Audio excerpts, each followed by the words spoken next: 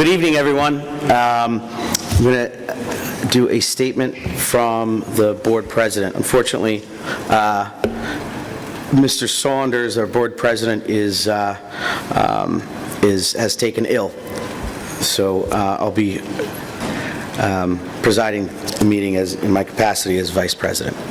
So, in accordance with the provisions of the Open Public Meetings Act, NJSA 10:4-6, PL 1975, C231, S1, amended in 2006, C70, S2, the Asbury Park Board of Education has provided adequate notice of this meeting by sending a notice of the time, date, location, and to the extent known, the agenda of this meeting to the Asbury Park Press and the New Coaster on May 14th, 2024 via email. Copies of this notice have also been placed at the administration building, bulletin board, district schools, Asbury Park Municipal Building, Asbury Park Police Department, and filed with the city clerk on May 20th, 2024. Mission statement. Asbury Park School District will provide all students with a comprehensive and progressive education where everyone possesses the skills and character to succeed in a diverse, evolving global society. Roll call. Ms. Glassman? Here. Ms. Lisinski? Here. Dr. Maksud? Here. Dr. Penna? Here. Ms. Riggs? Here. Mr. Rogers? Here. Mr. Grillo? Here. Okay. Flag salute. I pledge allegiance To the flag of the United States of America and to the republic for which it stands, one nation, under God, indivisible, with liberty and justice for all. Okay.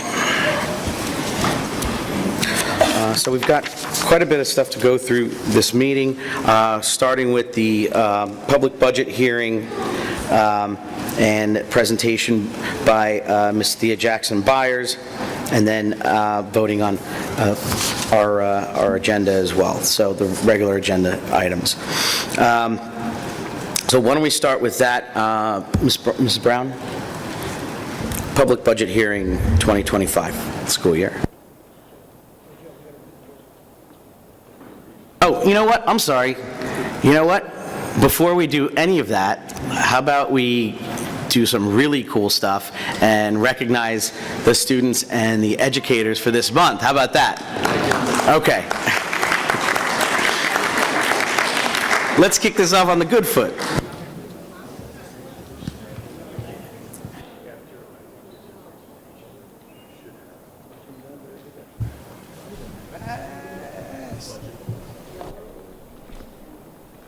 Who's going to start first? Who's going first? Hi, Miss Lauren Jackson. Sorry, Dr. Schultz. Thank you, Mr. Gerbino. Good evening, everyone. I am Dr. Schultz, the principal of Thurgood Marshall Elementary School. And tonight, for our Student of the Month, I am very excited to present a 5th grade young lady with our award. This student is someone who comes to school every day trying her best and has been making extremely wonderful decisions as we near the end of the school year. Her teachers, Mrs. Ferber, Ms. Cortez, and Mr. Hamilton, have raved about her teamwork and support of other students, and she is always willing to lend a helping hand to any staff or student that is in need in Thurgood Marshall. So joined tonight by her mother, wonderful siblings, and bestie Janila, Ms. Zaira Faris, please come up and get your award.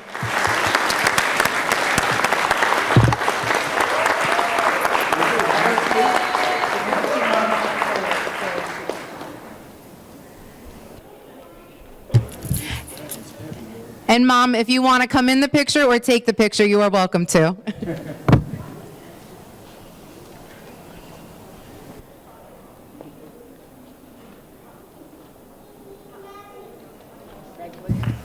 And fun fact, today Zaira told me that she loves doing crafts and wants to be a judge when she grows up. Yes? So your backpack is filled with tons of supplies to do both of those things. Congratulations, sweetheart. You're good. No, sorry, I'm about to take some of that stuff here, right here. And now for our Staff of the Month. The Thurgood Marshall Elementary School Staff of the Month is a fourth grade teacher who is loved throughout the building. She has taken the initiative of leading our Sunshine Committee and truly bringing sunshine to our school and all that she does. Miss Mills is a teacher that is so dedicated. Even when she is homesick, she is checking in on her students and communicating with families. She is, of course, a team player and just overall supports everyone in the building. Miss Mills, we are so lucky to have you. Congratulations.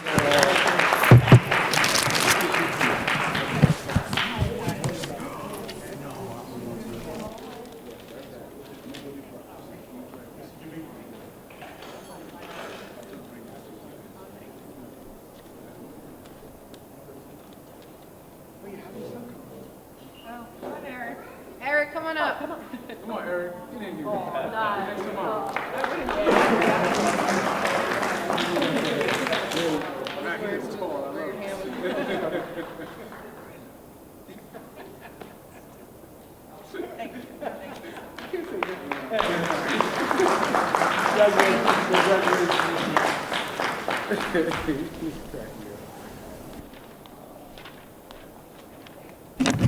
Good evening, everyone. I have the honor and privilege of introducing the Bradley Elementary School Student of the Month, who happens to be a kindergarten student. Her name is Sayla Gunter. Give her a round of applause. Sayla is a wonderful student. She has an amazing vocabulary. She is a great friend to everyone. She got a 93, get it? A 93 on her math Lincoln Form C assessment. Yeah, that's big. And an 100 on her ELA Lincoln Form C. Sayla has a love of learning and was so excited this spring when she was able to, she could read a book with the titles and stories. We are so proud of you. Congratulations, Sayla. We have a couple things. Her teachers are here. We have some good things. Here goes, here you go. They also gave you some good things. And of course, we always have to represent for Bradley Elementary because we are the Bradley Elementary School. So we gave you some spirit wear.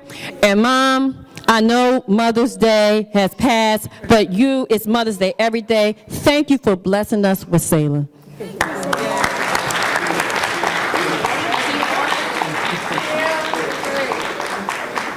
All right. Thank you. At this time, it is an honor and privilege to introduce the Bradley Elementary School Staff Member of the Month. That is a first grade teacher. Her name is Ms. Corinne Boback. When I tell you Ms. Corinne Boback, we love her.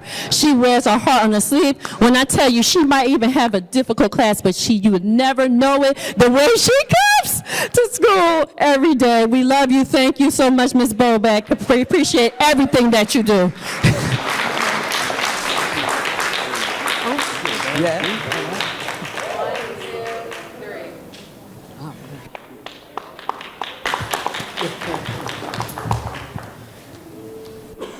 Mr. Medina?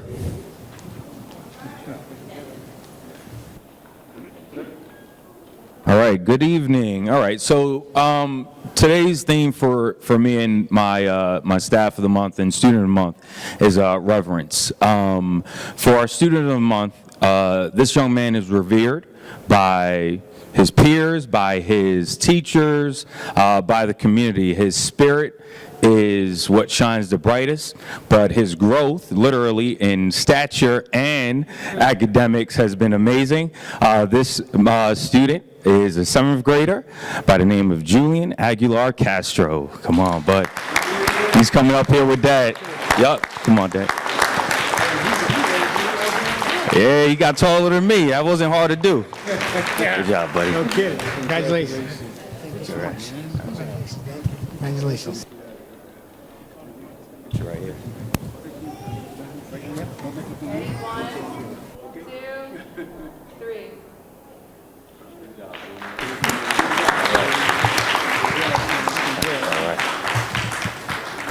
And unfortunately, our staff of the month couldn't make it, but he is someone the community knows very well. He is also highly regarded in the community, in the school, in the district. Our head of security, Mr. Quan Greer.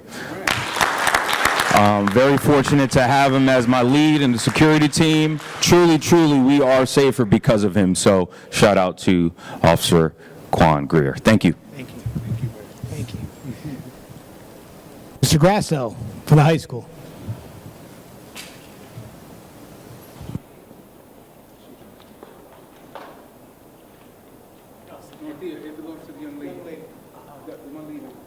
Good evening. Good evening.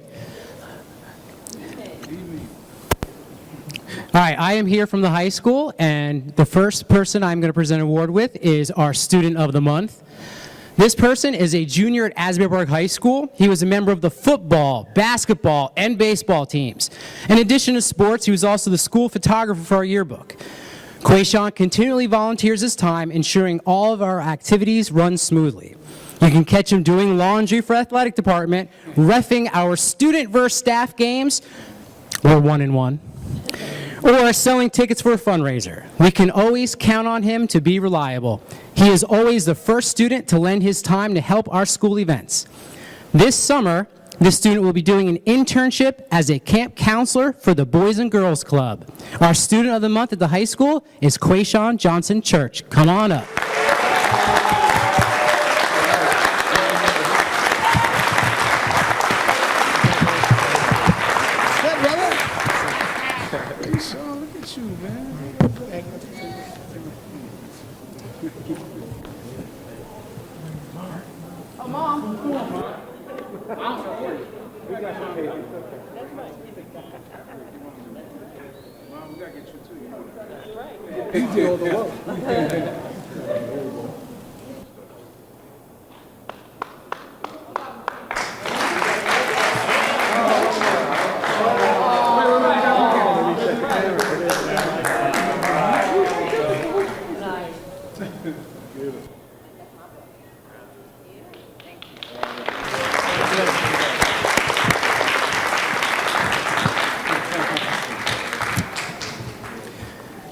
Next up, our staff member of the month, Miss Lauren Golden.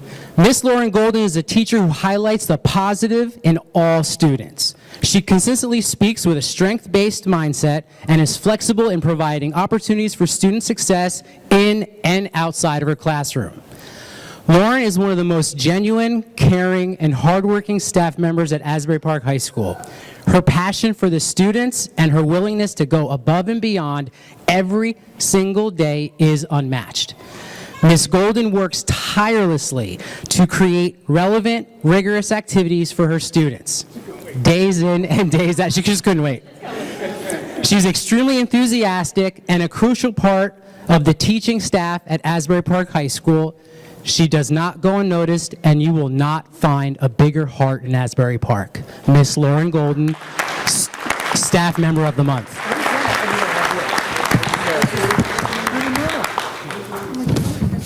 I know. That's Josh.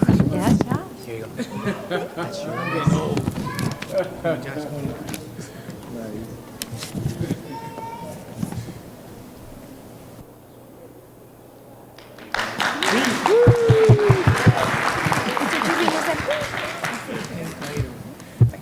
Thank you. And congratulations to all our staff members and especially our students of the month. Great job.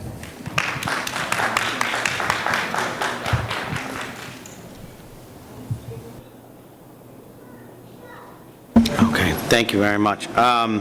Okay, so now the presentation of our 2025 budget by Ms. Ivy Brown.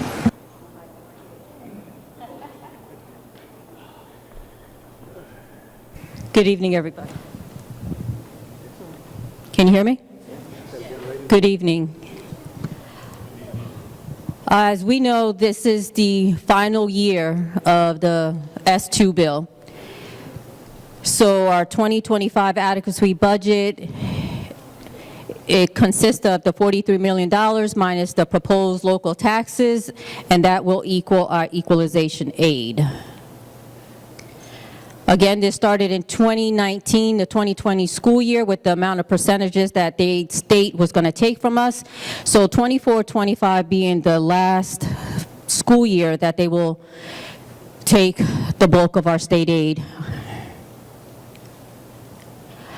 I presented 23-24 and 24-25 to show you the state aid that we received in 2024 was, to the left, was $20 million. The adequacy aid, which was $17 million, and they considered that we were over-aided by $2.5 million. As you can see in 2025, there's nothing in the green because we are not over-aided. They pretty much took the bulk of our money.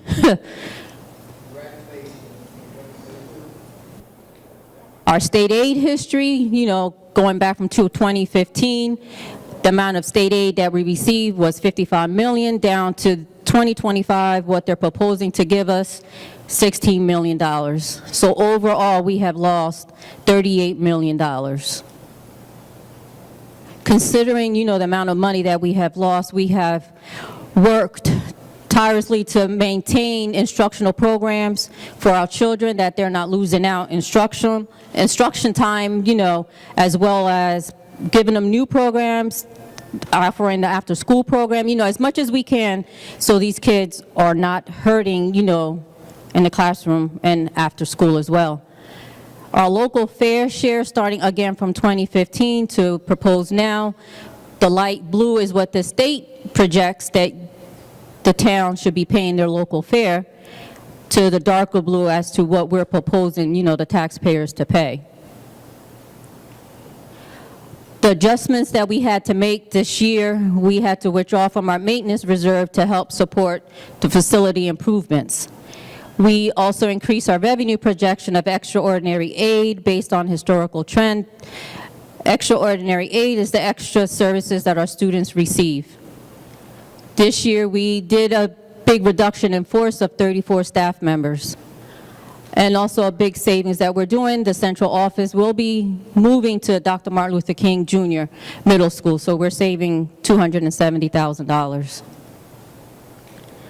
The components of our budget is composed of three funds. So the big operating budget you'll see is $59 million. Grants, revenues that we get, you know, from outside sources, the federal government, equals $16 million. So we have $75 million to run the school district. And look at it in a pie chart, 42% of our budget is for salary, 15 benefits, which is smaller than charter school tuition. This year, you know, as you guys been hearing every month, we're still fighting, we're still gonna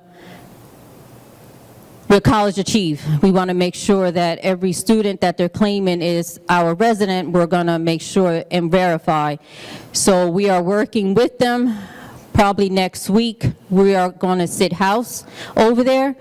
This week, they have been coming little by little to the Parent Center to make sure that we are verifying the residency. If you have any comments, questions? Yeah. Can we put back up that last chart?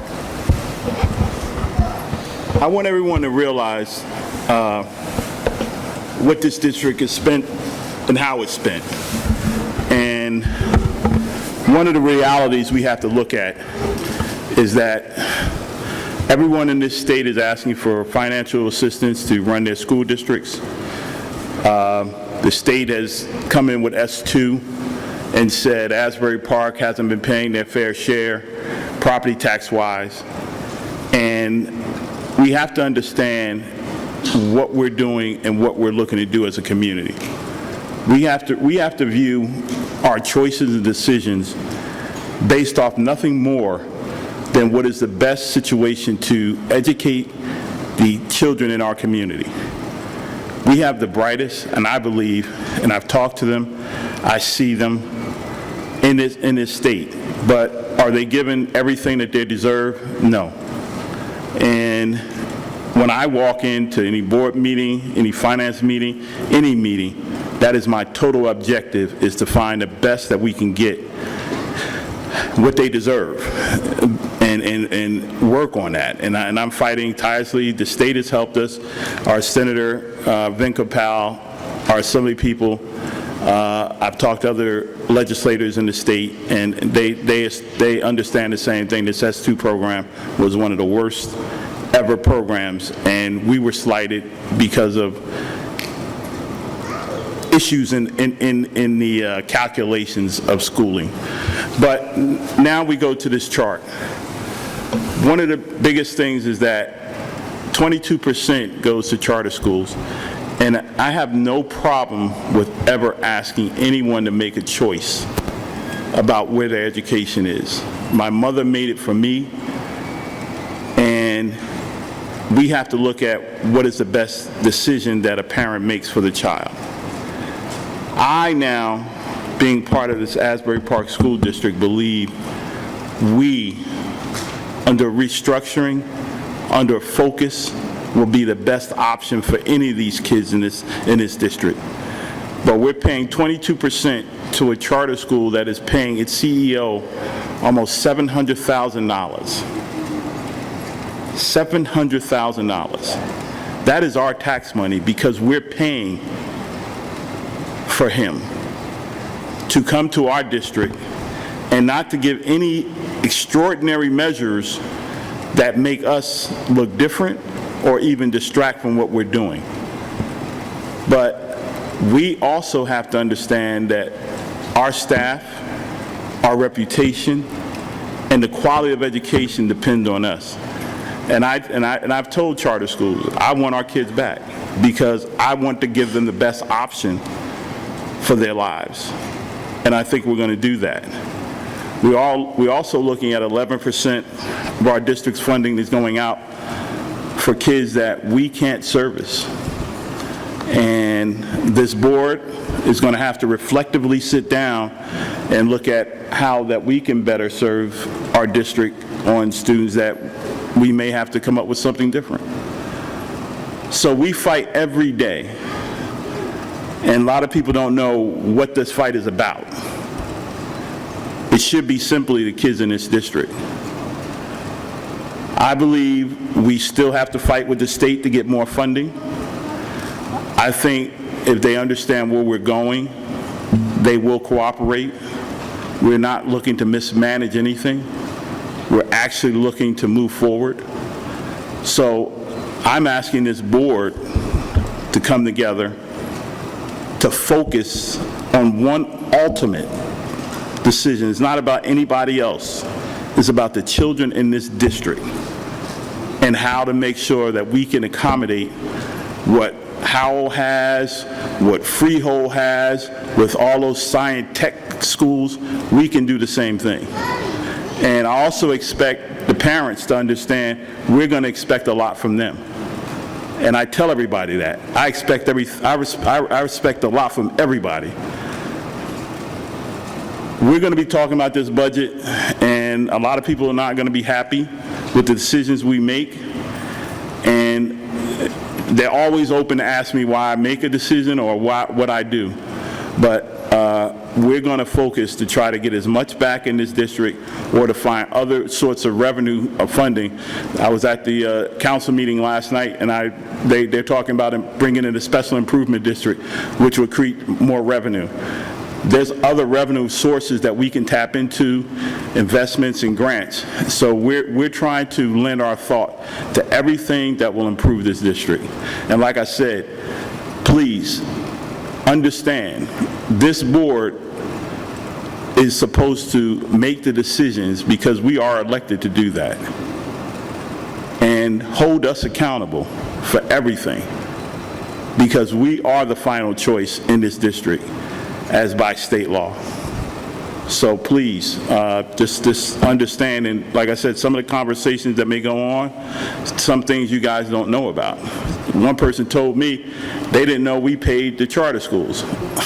Yes, we do. If y'all can see, 22% go to charter schools. We're paying for people not to do the service that we're expected to do. And I will not tolerate that. So thank you.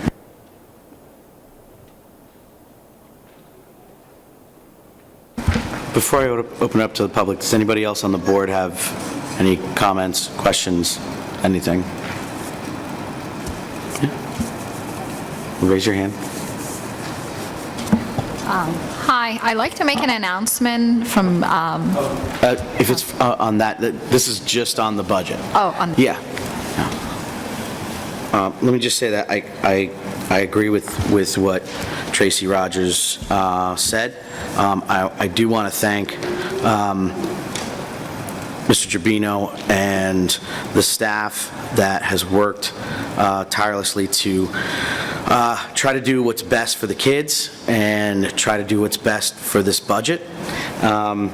It's a thankless job when it comes to having to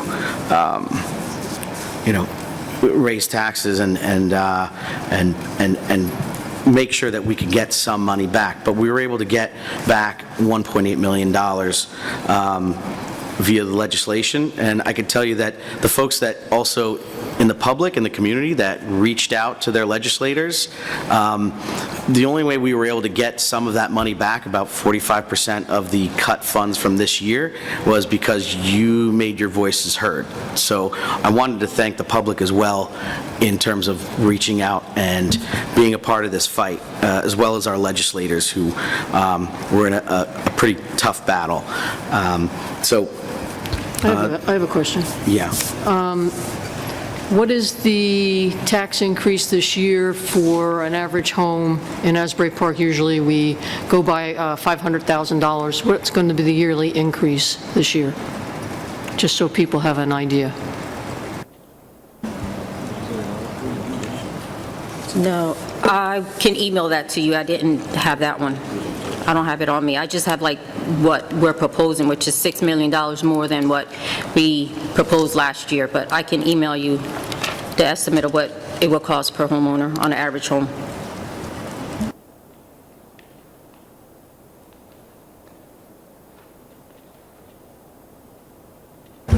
Okay. So I'm going to open up for any public questions, comments, anything. So, ladies and gentlemen, under the code, the board is required to have a public hearing concerning the budget. This is the public hearing concerning the budget. So to the extent that anybody would like to make a comment, we ask that you approach the lectern and make your comment. You're going to have 3 minutes to make your comment. Again, this is on the budget only. You will have an opportunity later on in the meeting to make other comments, but this is the budget hearing.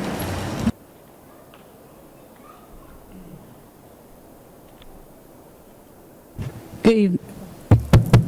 Hello? Sorry. Good evening. My name is Arvin Council. I live at 302 3rd Avenue, Asbury Park, right down the street. And I want to piggyback off of what Mr. Rogers said. You said that you want to have the right services for our kids here in Asbury Park. There was the right services for our kids here in Asbury Park. People who sat at this table and neglected to give our kids the services. Like my son, he has an IEP, and reading was taken away when the schedule got changed. That's neglect. You understand what I'm saying? So you want the services to be back. You need to put the right people in place to service our kids that have behaviors and IEPs. At this time, you don't have people in place that can. And right now, my son is not in school because of that. He's at home instruction, and I'm taking him out the district because this district cannot service him. So you need to put the right teachers and people in place to service kids with IEPs. And a charter school does not take our kids that have IEPs. They cannot service our kids. So at the end of the day, the charter school does not service our kids, especially kids with IEP. I can't send my son here because they don't have the right things to service him. So technically, charter school does not service our kids, not give us our kids the right education, and not service our kids properly. So you need to bring the right people in place. Self-contained in the middle school is not there anymore. You need to bring it back. Because kids that have IEPs need to be in self-contained. They don't need to be in the hallways changing this schedule and that schedule. It's not good for them. So what you need to do, you need to figure out what teachers you'll bring back that could service our kids with IEPs. Because you say that You understand? You don't understand when I go through when I'm at the table fighting for my son. You're not in the trenches with me. So you don't understand what I go through when I'm at the table fighting for him to make sure he get what he needs. So you need to come and sit at the table with me to understand what my kid that have an IEP needs. I'm in the trenches every day. So you need to bring the teachers back that can service our kids that have IEPs.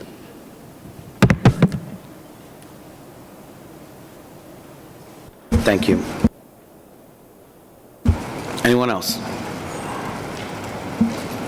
Did we have any comment from email or anything like that, Ms. Brown? No? Would the state monitor have anything to say about some of these things with the budget? Well, given the loss in state aid and the free balance available, this was a very hard budget to put together. I believe it does meet the definition of thorough and efficient education, and it's been a work in progress since I got here, because we had a number of different people working on it, and I think the $1,876,000 will help restore some staffing and/or programs, but it's not going to restore everything that was deducted from the budget. And this was a hard budget to put together, and next year is going to be just as hard, if not harder.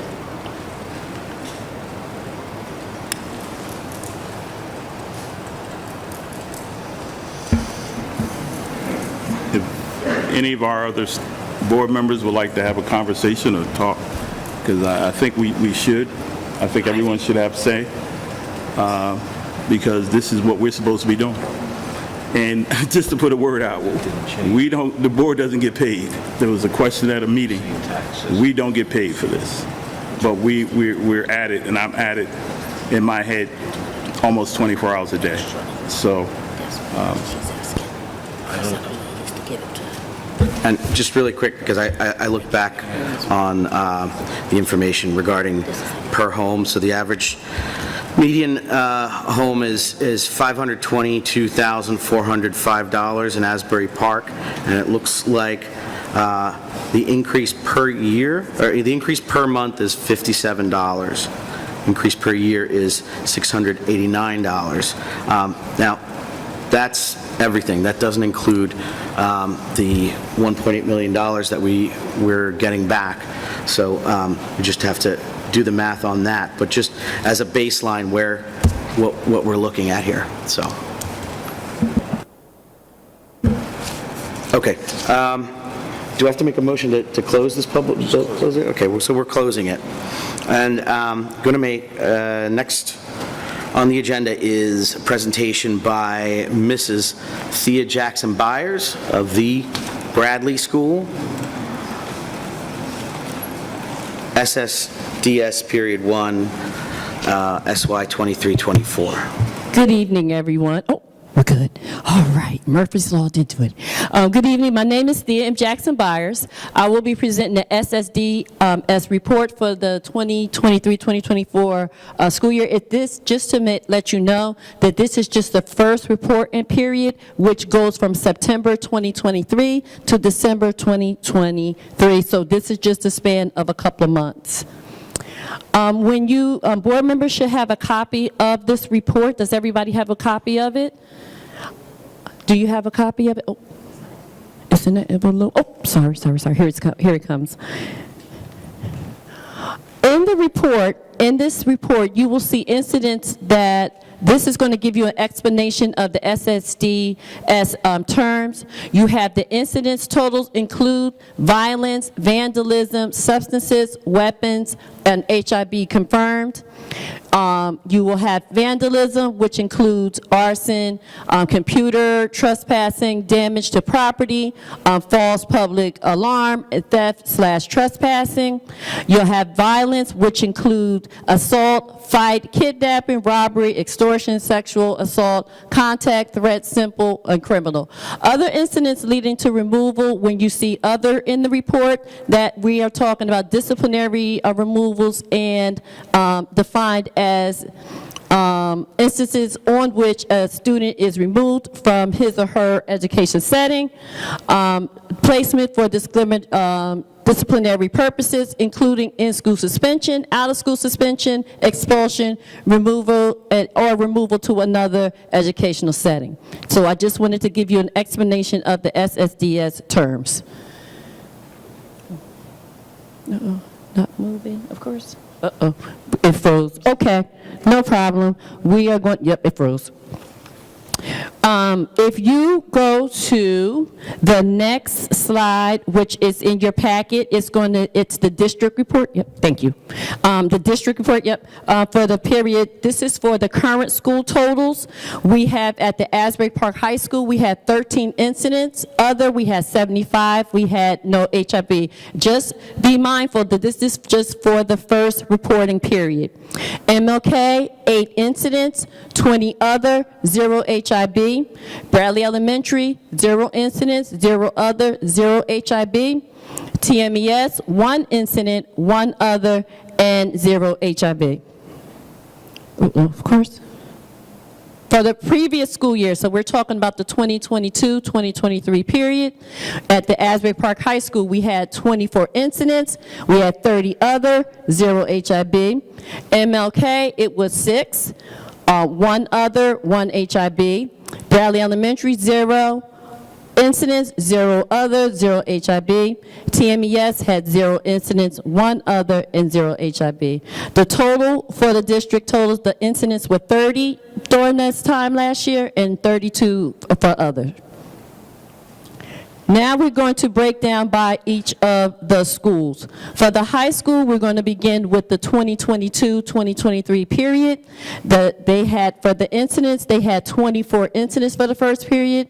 For the 2023-2024 year, we had 13. They had, their incidents went down by 11 incidents. Other, they had for the first time, for the 2022-2023, it was 45. For the 2023-2024, it was 75. They had an increase of 30 incidents of other.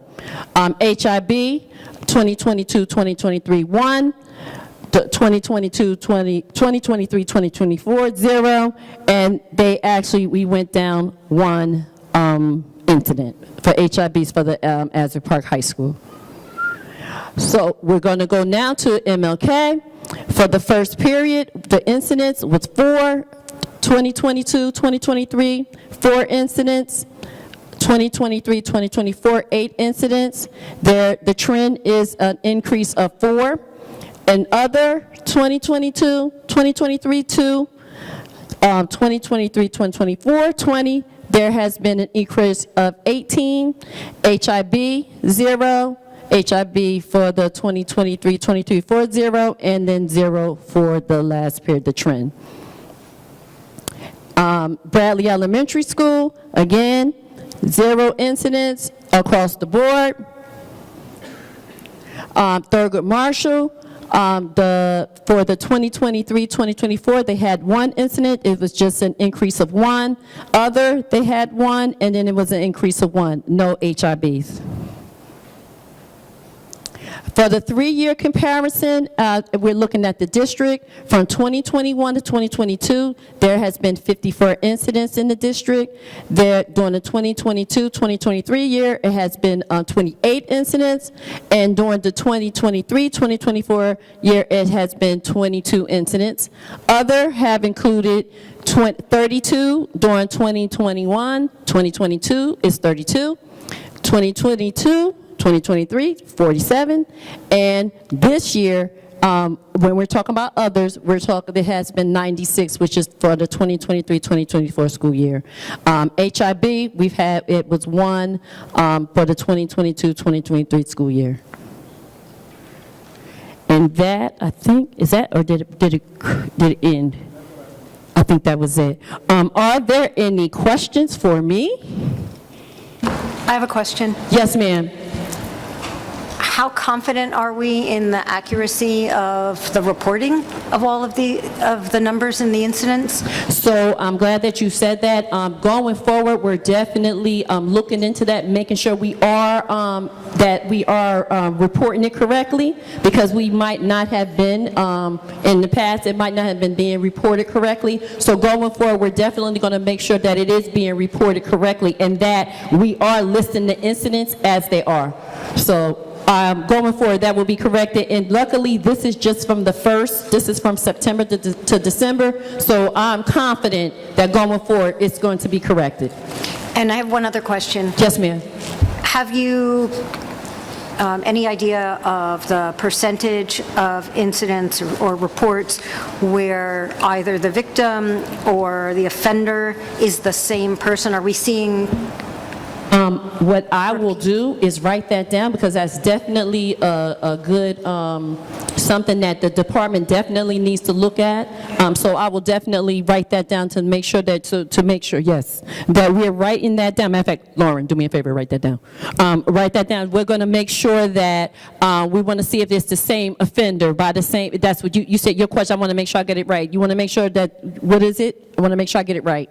Two things. It's both, are we seeing repeat offenders? Yes. And whether or not the disciplinary action is increased, and number two, are certain children being victimized? Are we Yes. seeing Yes. repeat offenses? So are the offenders the same, and are the victims the same? And are the, okay, yes, ma'am, got it, thank you. And I will look into, the department will definitely look into that. Any other questions for me? Also, just to let you guys know, you should have received the HIB report for April and May. It should be in your binders. Did you receive the HIB reports for April and May? You have it? Just to give you a couple of contexts, there were 4 HIB reports filed in the month of April. 2 were unfounded. 1 was founded for 2 of the offenders, and 1 was founded for 1 of the 4 offenders. Some of the actions, like you were saying, some of the actions that were taken by the school, they met with the guidance counselors, parents were contacted, and they received detention and counseling, and restorative meetings were given to those individuals. For the month of May, there were 3 HIB reports founded. 2 were filed. 2 were founded. 1 was unfounded and 2 were founded. And again, the actions that were taken by the school were school counseling, student conference, and parents mediation was also given to those students. Ms. Jackson-Byers. Yes, ma'am. Yes, sir. Really quick, on the HIB report, Yes. just so I get some context, I don't see where, it doesn't say which school. Is that on purpose? Where it says case, do you see where it says case? Where does it say it? Oh, I On see, the right case, there, it says DML, thank you. that's the school right there, where it says Right, case. Right, I see it. Yes, sir. Okay, great. And then the other thing, just for everyone's education, when you're saying other, can you give an example of what other? So when we talk about other, that it's when a disciplinary action or an infraction has taken place in which a student might have had to be removed, meaning that they were removed, meaning that they were either in-school suspension, out-of-school suspension, removal to an alternative educational setting. So that's when they say, so their infraction that took place at that time, that led to either ISS or out-of-school suspension. So that's what that's what that means. Great, thank you. Anybody else? Okay, thank you.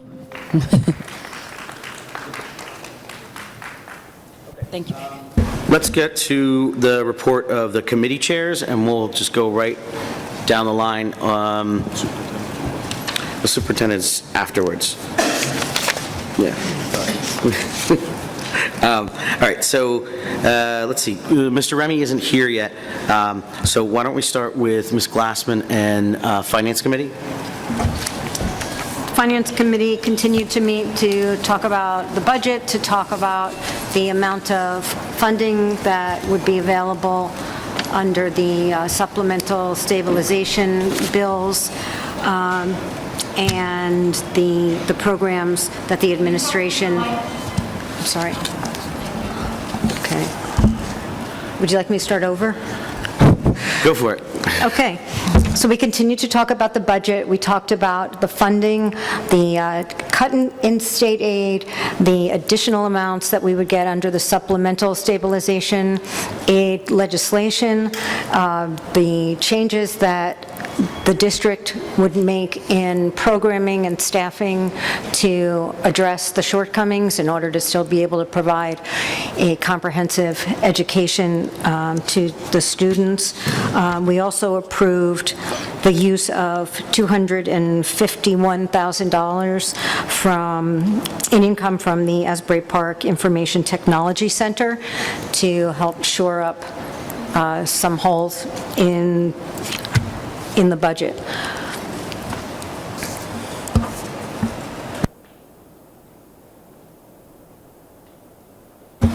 Okay. Let's go to policy. The Policy Committee met on May 16th at 6:30. We revisited a recommended change to Regulation 7510, which is the use of school facilities. We agreed to the following changes, which was to remove Class 2 organizations that no longer use, and change Class 2 users to pay to use fees. And this is happening. We agreed on this policy and these change due to the fact of budget cuts and things that we needed to do for the budget. Yeah. Once the board approves, the business office will send letters to Class 2 users explaining the reason why this was done. Okay, great. And again, this is, some of the austerity measures that we have to put in place because of these budget cuts. It's sad to hear that we have to do that, but, everyone's got to pay in terms of any fees or anything like that. And, that's part of tightening our belts. So, thank you, Mr. Pennant. You're also, you could do curriculum and instruction as well? Yep. Thank you. Curriculum instruction met, and there are 7 items on the agenda today that we spoke about. The first item was applying for the New Jersey Schools Insurance Group Safety Grant. The grant amount is $2,000.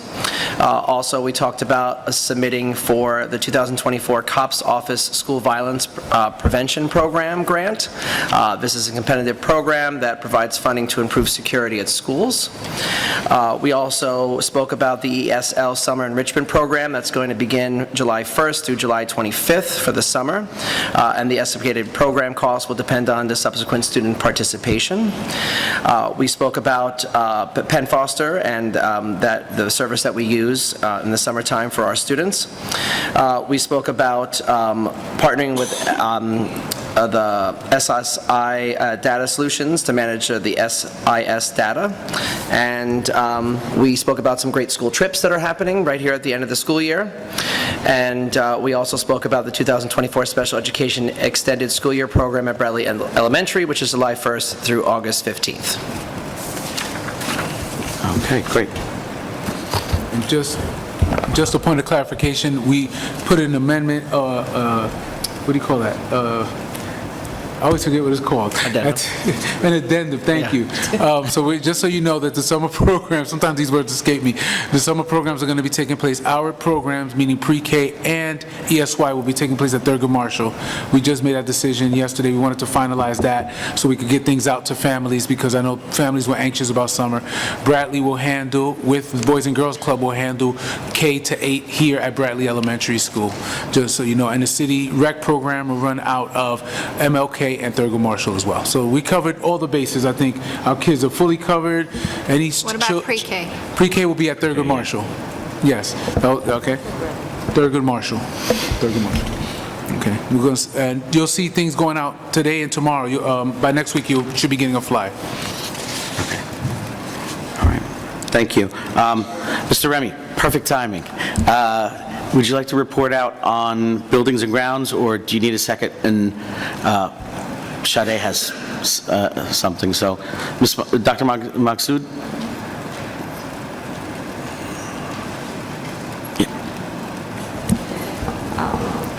in behalf of Thurgood Marshall Elementary School, PTO, I'd like to make an announcement to please join us on Friday, May 31st, from 6 p.m. to 8 p.m.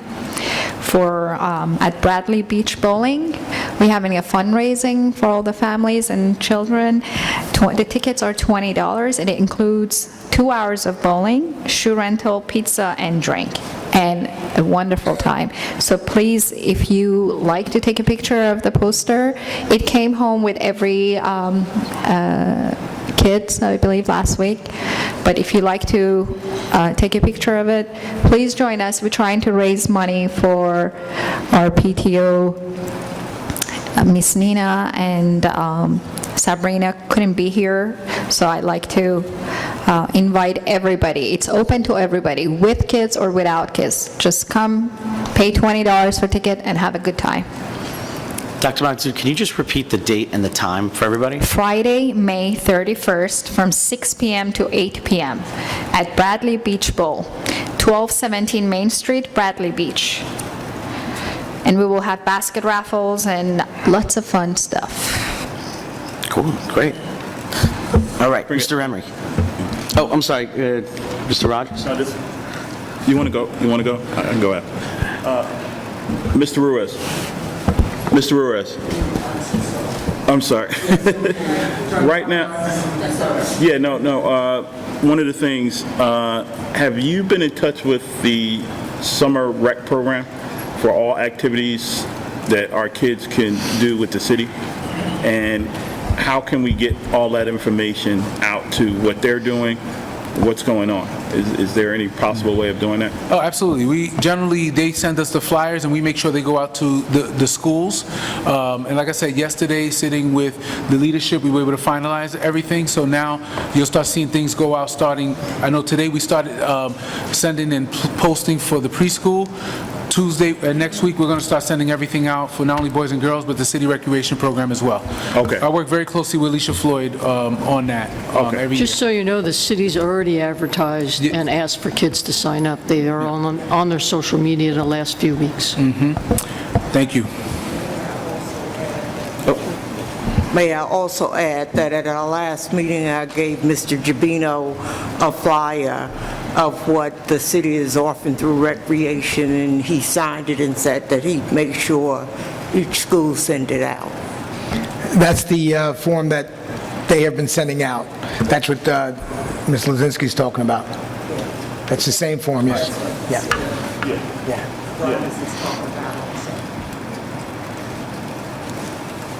Okay, thank you. Mr. Remy. Buildings and Grounds Committee, we met May 16th, talked about the central office exit relocation. I want to move by June 30th of this year, 2024. The current landlord's attorney contacted the district attorney, wanted us to hold us to the 120-day notice. It will push the date to August of 2024. We also talked about the tennis initiative, the update of the $100,000 proposed amount from the tennis initiative. Contractor does not include fixing the entire base, fence, new sleeves, net, and walkway. We also revisited recommendation and changes from the Buildings and Ground Department for the use of the facility request. We'll talk about that in policy and committees. And we also talked about the Asbury Little League, of the $13,000 that they donated us has not been received as of today. They sent a letter. It included stipulations as to what the district is to do with the funds and what the contractor to do and use. Buildings and Grounds would like Mr. Sosa, Supervisor of Buildings and Grounds, to contact the APLL President for further clarification. And that concludes my report. Thank you. Okay. All right, and we still haven't gotten that, any word from the Little League, right? Okay. Mr. Remy, is there any talk about what we're going to do with Bangs Avenue? Are we, look around to start as a group just looking to see what we can do with the building to utilize it? We did touch on that a little bit, just trying to see the things that we can do. I know we mentioned letting like the community certain things happen there, like programs and whatnot. We just got to revisit it again and really execute. But thank you for that. We got to stay on that. We can't just let that building, you know, deteriorate. All right. All right, thank you, Mr. Remy. Let's see here. So we could do a review of regular meeting agenda items, and then from there, open up to public participation. Yep.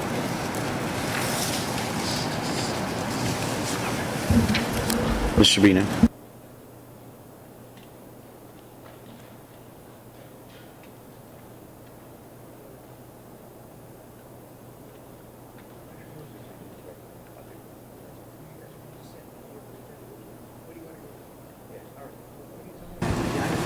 I'm a little confused. So we'll do a superintendent's report. We're going to do the superintendent's report. It's basically agenda items, right? So you got it. In place of Sounds agenda good. items, correct? Yep.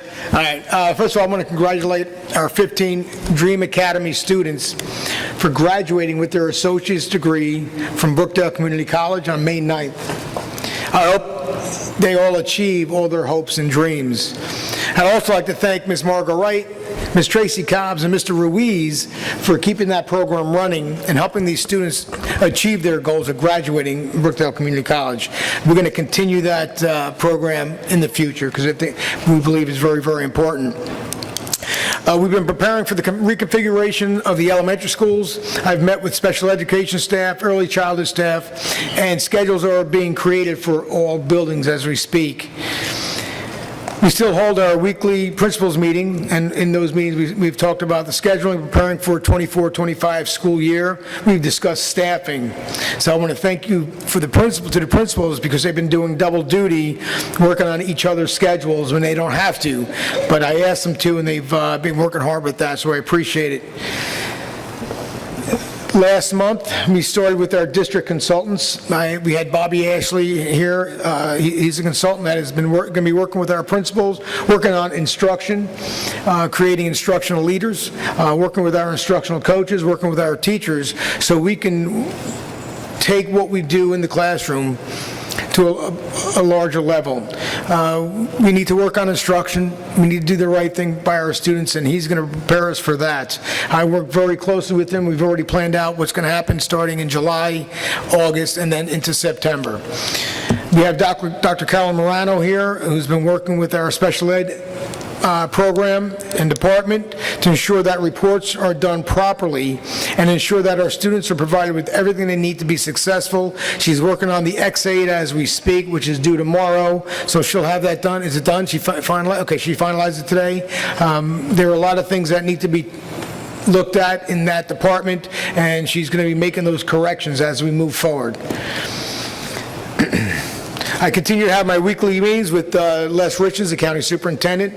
We discuss the shortfalls as far as money is concerned, and what we look for and what I look to do in the future. I've been in constant communication with Senator Gopal to ask for assistance for the district in any way he can. So basically, I've been asking for money for the district, and so I'm constantly calling him, constantly talking to him, and he's looking to see how he can help us out to bring more funds back into this district.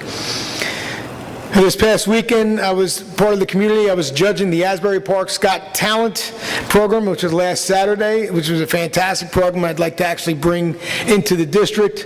Instead of having it at a community center, why not bring it here and have our own students participate in that? We had young students, our students, that were singing, reading poems at this event. It was fantastic, and they had a chance to show the community their talents.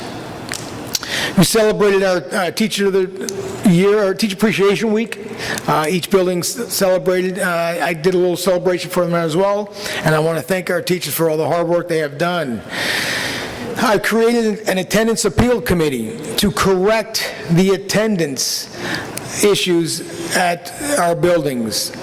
This appeals committee is made up of administrators, teachers, and the attendance officers. We have corrected, out of 30 attendance issues, we have corrected about 25 of those issues to ensure that we have followed a board policy and our procedures are correct, and students are going to be able to move on to the next grade level. We confirmed the move of the central office, as Mr. Remy said. We're going to be moving out of the central office. It's going to save us about $270 next year. We tried to get out by June 30th, but they're pushing us till August. But we will start that move in a couple of weeks, and we'll be out and ready to set our camp at MLK, and we'll move from there. And again, it's going to save us $270,000, which we shouldn't be spending. We should be keeping it in-house and spending it on our students. I visited our pre-K schools outside the district, and I realized that they have been ignored and that we need to help them build their programs. I walked into a building and they said, wow, we've never had an administrator come here and talk to us.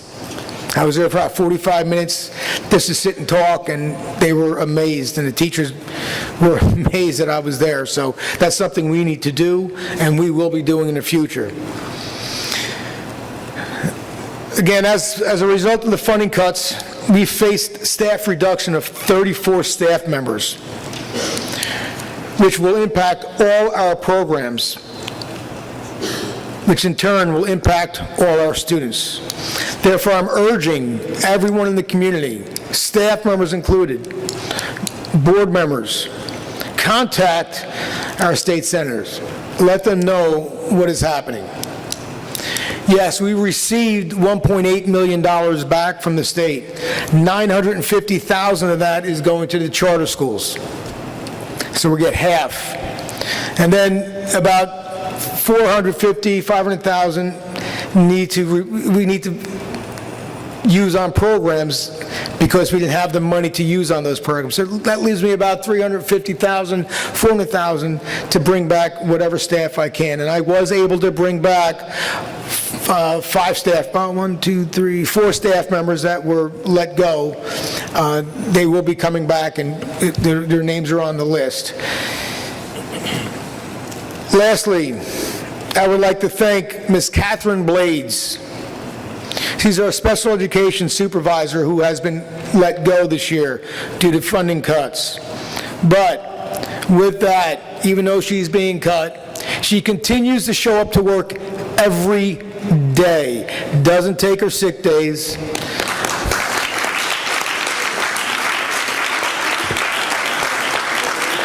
She performs all her duties and is still working for our students. Ms. Blades is a consummate professional, and I'd like to thank her publicly for all the work she has done. Thank you, Ms. Blades.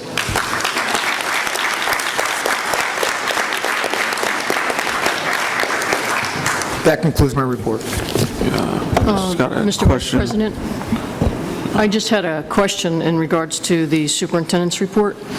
He mentioned attendance. That's part of Policy and Regulation 5600. That's a mandated policy and regulation that has to be approved by the board before it's implemented, and I haven't seen a change in that on any of the policy committee summaries. And is that in process so the board can approve it before it's implemented, or has it already been implemented? We didn't change anything to the attendance policy. The attendance policy was not being followed correctly by an administrator. Therefore, I had to put together a committee to review that policy, review our students, review all the documentations, so it followed our policy. So we didn't change anything to the district attendance policy. Thank you for that clarification. That's why I had the question. I also have a question. Thank you for the report, by the way. In regards to the charter schools, did we get any updates with the verifications? Because you said we're getting 1.8, but charter schools are getting half of that. Yeah, we're actually setting up SHOP at the charter schools hopefully next week, meaning we're going to go there, we're going to sit there, and we're going to ask parents. Like picket or something? Excuse me? What you about to picket? What did he say? A picket line or something? No, we're going to ask them to go sit in their buildings and have their parents come with the documentation to show that they go there, because some are refusing to come back here.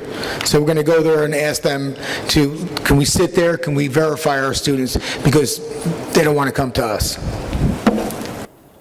Okay. I kind of like that We've been directed by council, who's, what's that? We're working with, not Adam Weiss, but our insurance carrier to try to get in there. We've also been asked by the Department of Education and the county superintendent to go sit in their building and verify our students. What day are you doing this? We're looking to do it next week. We will let you know. Would you like to come? I'm off Tuesday. All right. Also, I want to bring up and ask the Vice President, I think we ought to be sitting in the State Commissioner's office, and I would hope that we can get the President, the Superintendent, I've talked to the Mayor. I would like our board leadership, our Finance Committee, to actually send a direct letter to the the Commissioner, and ask for a meeting and detail all these issues that we're sitting here addressing that are affecting our district. And if we can get that out immediately, because I think we should be talking to them to explain why the policy is, we have to find out whether we are supposed to be paying for kids that may or may not be in our district, and shortchanging the children here of opportunities for this, and other issues in the state policy on understanding how S2 affected this district dramatically when we have penthouses and on our ocean front not paying any taxes into our school district. So I would like to formally ask that this letter be sent from the President and our Superintendent to meet with the State Commissioner and let him tell me or tell us why we have to go out and sit in charter schools to find out whether or not we're paying for funding for kids that aren't even in our district, and they're able to actually recruit kids to be on their basketball team to win a championship. Yeah, and let me also say, in terms of what you were saying about folks that don't pay into the school district, those same folks are counted and calculated into the funding formula. So the state looks at Asbury Park and says, wow, this is a much richer town. They can afford to pay into their school district. We don't need to give them as much money. And they're not taking into account that they're also including folks that don't pay into the school district. They're just on their income, not their property, their income. So, but I do like that idea about a letter. If it's going to come from the board, we need to take a vote on that, though, right? Yeah, I would suggest, to the extent that the board would like a letter to be sent to the effect that Mr. Rogers indicated, that you take a vote on it. Okay. My vote is yes, so we can start it off. I second. Need a motion? There's no motion.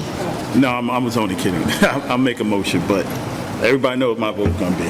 So you're making a motion? Yes. To do what?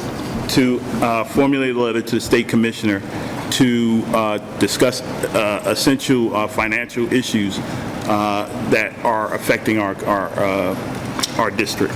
And to request a meeting with board leadership. And to request with board leadership and anyone supportive in our community. And like I said, I talked to the mayor. He says he's on board. And the names of the people that are determined to be board leadership are? The board leadership is the president, vice president, and the financial committee is Ms. Glassman, myself, and Joe Grillo, who actually is a board leadership. So I think that's less than a quorum to have a meeting with the state commissioner. Okay, we have a motion on the table. Second. Mr. Rogers' motion? Can we do a roll, Ms. Brown, on that? So I have a motion to write a letter to the state commissioner requesting a meeting with board leadership in regards to our status. The board leadership and the finance committee. So I would just want to make clear, when in terms of board leadership, what we're talking about is the president and the vice president, and that's it. That's why we want to distinguish board leadership from the finance committee. You were asking for board leadership and the finance committee, right? Okay. Who's writing? Clarify that letters, it's board leadership, the finance committee, the superintendent, and the mayor.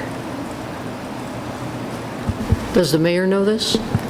Yeah, Yes. I talked to the mayor. He says he will be at any meeting we want to discuss to talk Oh, about so this. you already decided this, okay. I asked him, would he be willing to attend with us?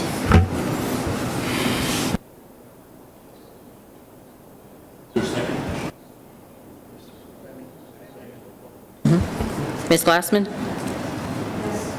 Ms. Lisinski? I'm going to abstain. I need to see the letter, but I doubt we will, so I'm going to abstain.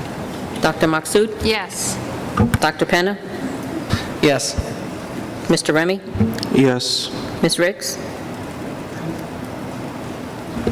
I'm abstaining since I'm not a member of the board leadership, nor am I on the finance committee, so I will abstain. Mr. Rogers? Yes. Mr. Grillo? Yes.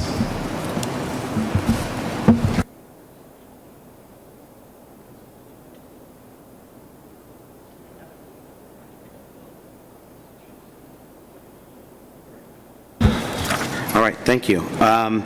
So let's go to public participation. Does it pass? Yes. Yeah. Thank you. So let's go to public participation. In accordance with Board Policy 0167, the Asbury Park Board of Education recognizes the value of public comment on educational issues and other matters of importance and provides members of the public with the opportunity to express themselves on school matters of community interest. The public comment portion of the meeting is not a question and answer session, and all public comments must be directed to the board president or the presiding officer of the meeting. Members of the public who wish to make public comments must be recognized by the presiding officer and provide their name, municipality of residence, and group affiliation if applicable. All public comments shall be directed to the presiding officer and are limited to 3 minutes in duration. Members of the public who do not follow the foregoing rules and/or interfere with the orderly operation of the board meeting may be removed from the meeting.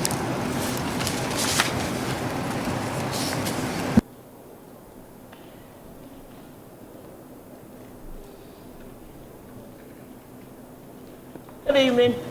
Sheila Brazil, 1200 Jefferson Street, Asbury Park. Y'all can't hear me? I bet my kids can hear me at my house. Sheila Brazil, 1200 Jefferson Street, Asbury Park, New Jersey. Hear me now? Okay, you have an attendance committee of the, superintendent. I think you should include parents on that committee, because, that way, they could also have their input of what, So when you have like a committee, back in the day, we used to include parents. Y'all leaving that part out. Start back including the parents, and I think things might get a little bit better and run a little bit smoother. At least they'll know, so they could take it out and tell us about it. And I see we losing staff, but you creating positions. Are those needed positions, or somebody... I do say we don't have any money. And I volunteered to go with you to sit in at the Charter Academy School too when you get ready to go. Just call me, okay? Thanks. Have a nice one.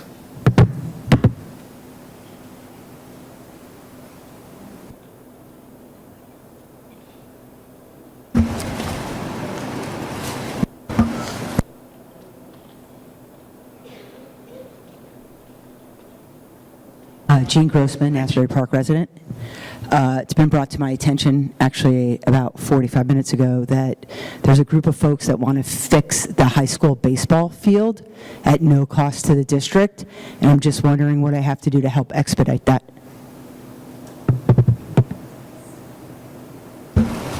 When you mean there's a group of people that want to fix, do you know what? Yeah, so there's about, the estimate's somewhere between $5,000 and $7,000 to get the baseball field up to standard. And there's a group of people in the Kiwanis and the Little League that want to be able to do all the work and hire people in to fix it, and we just don't know how to go about getting that done. Sure. So I think that's something that we spoke about in terms of the donation that the Asbury Park Little League made to us in order to do certain improvements. So, but, I mean, if there's a different group of people, I would say, you could email the superintendent, gerbino@apboe.org. Sorry, Mark. But that's, and that way, that's really the proper procedure to get that going. Okay, thanks. Yep. Thank you, Jean.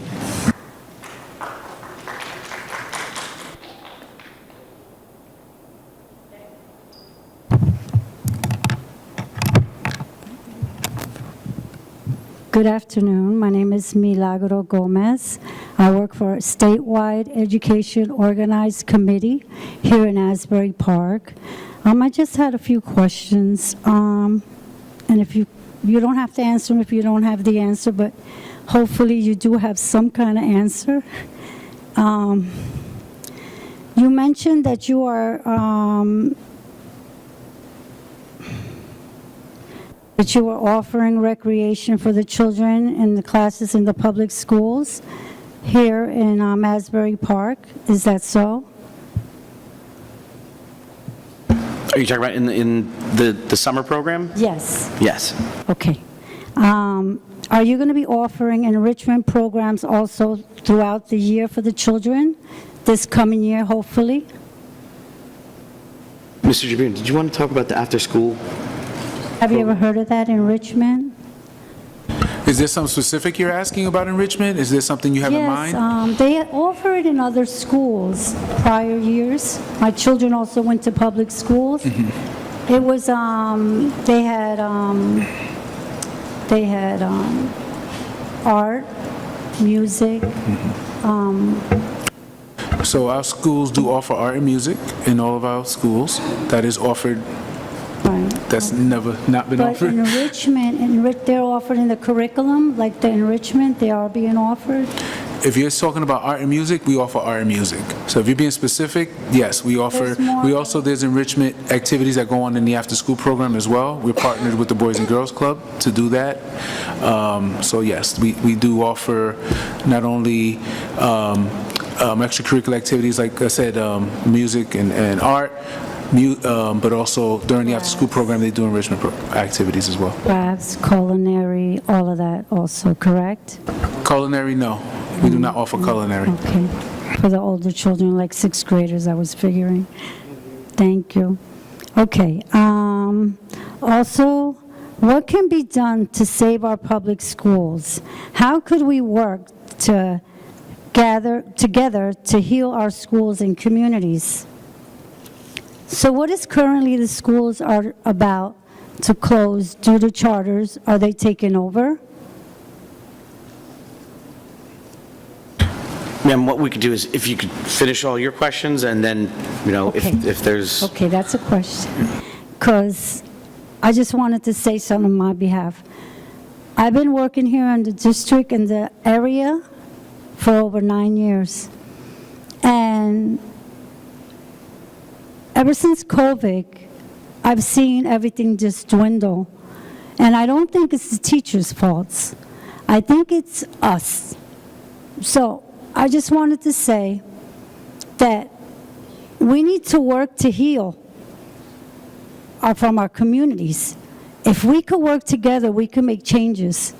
And we have to believe that. And I wanted to say, we can't give up. Don't give up. Because it's going to be a battle. And we cannot give up. And I wanted to say also to Mr. Tracy Rogers, I think it's important, like they had mentioned, to write to the senator in order for this to be heard. We need to fight for our children.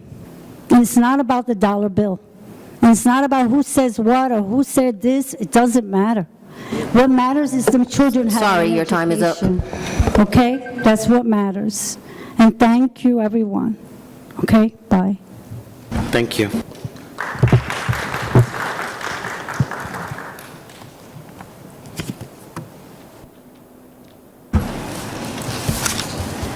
Anyone else? Okay. I'm going to close public session, public participation. All right.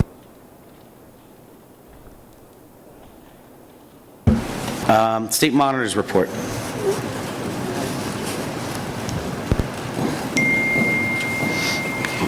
My report was given during the budget. Okay. All right. So, Ms. Brown, why don't we do the acceptance of minutes?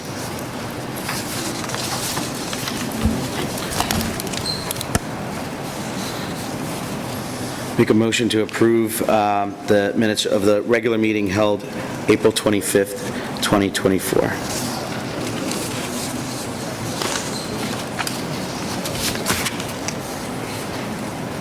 Can I get a second?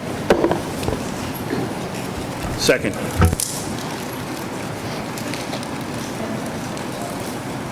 Ms. Glassman? Yes. Ms. Lisinski?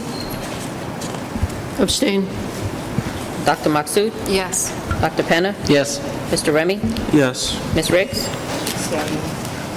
Mr. Rogers? Abstain. Mr. Grillo? Yes. Thank you.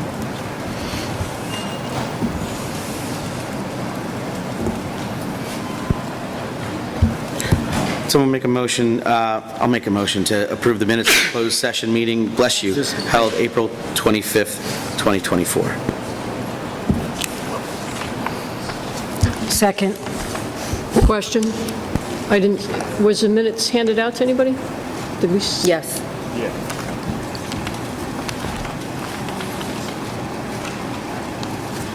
That's okay. I wasn't here. I just danced. I didn't see minutes. So.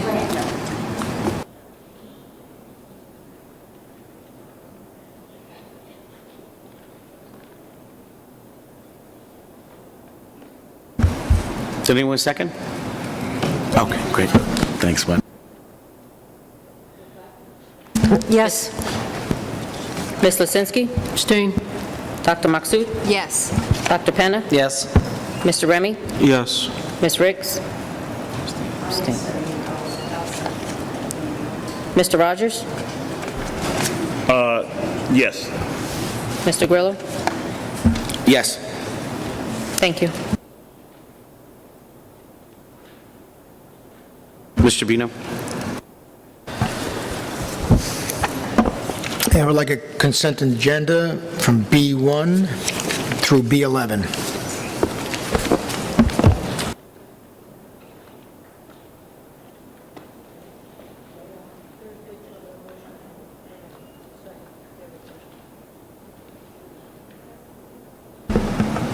Can I get a motion? Second.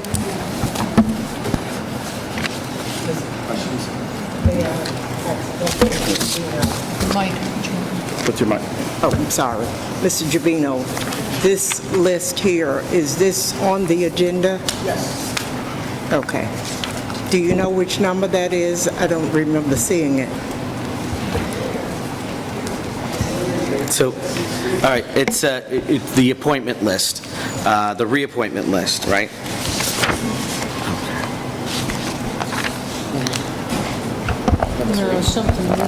It's towards the back of the white pages. It's after all the job descriptions. Let's see it. No, it's not. Speaking of the, I can't. Speaking of the addendum, is that where it is? Or,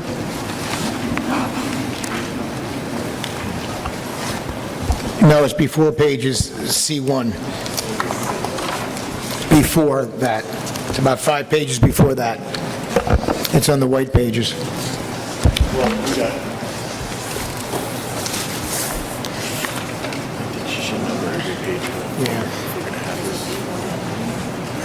This one right here shows she's looking for this. You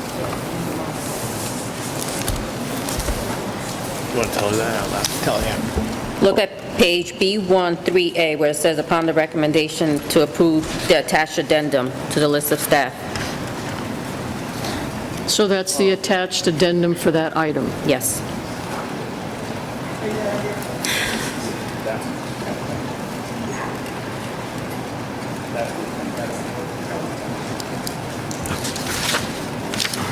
Any other questions? I have a question. I see that on, I guess it's, since that stuff has changed, it's number 2 on B1, the job creation. Do I have the number right? Because it did change this afternoon. Job creations? The job creation and descriptions? That's it? So we have 6 new administrative positions you're creating? No, we're not. It's just the titles that positions we already have.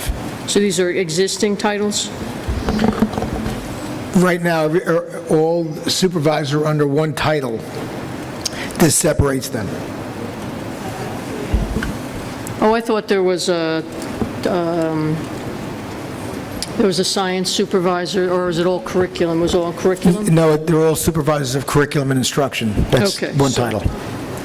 So each one of these is separating the job description into what they're actually doing? Now, my other question is the math and science supervisor, how, the job well, let me go back a second. Just so you know, the dates on A, D, and E of those job descriptions is incorrect. The approval dates, they weren't approved in March. This thing, it says March 14th, I think. That's the incorrect dates, just so you know. And then I had the job description, teaching math science supervisor. I think you should read the description. You might want to pull it. It's incorrect. It says something about, what does it say? Something about special ed. It doesn't say math and science. There's only something about, I think it's science in there. There's no math. You may want to review that one.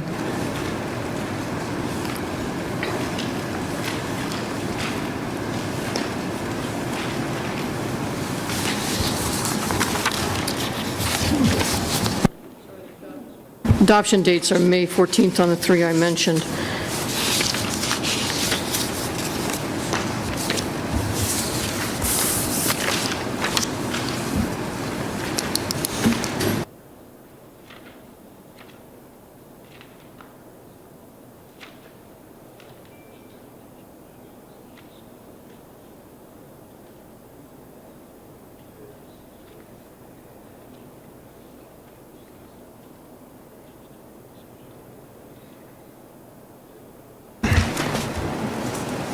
Mrs. Zelinski, you're talking about the teaching math science supervisor? Yeah, there's it says special ed in the second. Is that typo? Let me see. No, I think the description needs to include math. It only says science. Further down, it says teach math and science. Yeah, teach but math and science Yeah, but in the classes. beginning, it says first science, what the science supervisor does, and then it says special ed, not math. So can we just amend that and say where it solely says teaching math or it solely says teaching science, that we amend that to say teaching math science supervisor? You have to look at description, Joe. I don't think you can change it today. I think HR needs to take a look just to make sure the job description and the duties that are correct. So when you do approve it, the person that's going to be applying for it has the correct description and duties.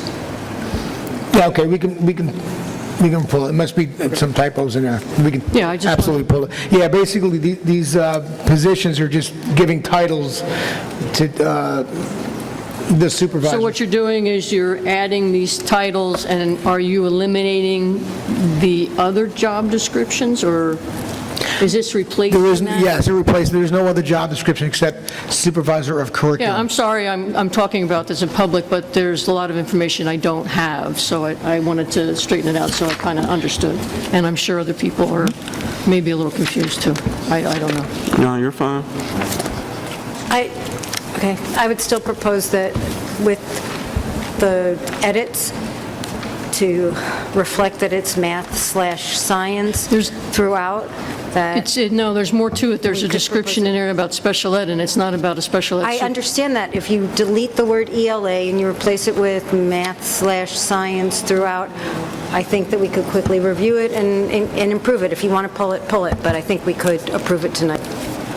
Well, we can do either. We can pull it. It's not going to affect anything. It's just more that I was putting everybody under their correct title. So if you teach ELA, that's your ELA supervisor instead of just a supervisor of curriculum instruction. But we can pull it and fix them all. Yeah, I think that'd be best. Absolutely, that's not a problem. We can do that.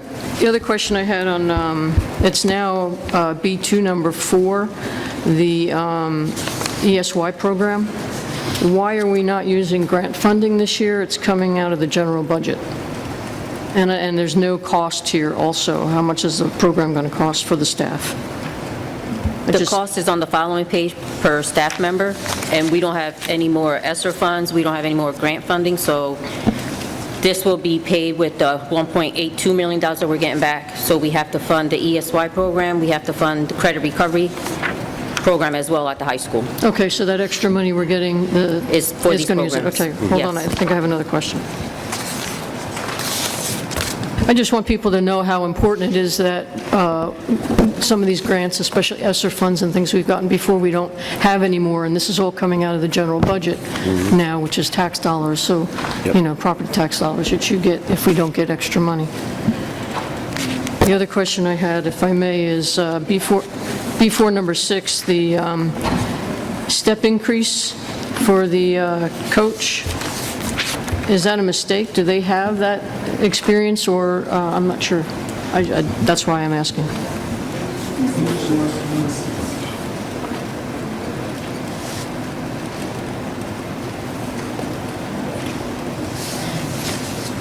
Yeah, he's had several years of coaching here. He was placed on the wrong step. Okay. That's all the questions I have. Thank you. Any other questions?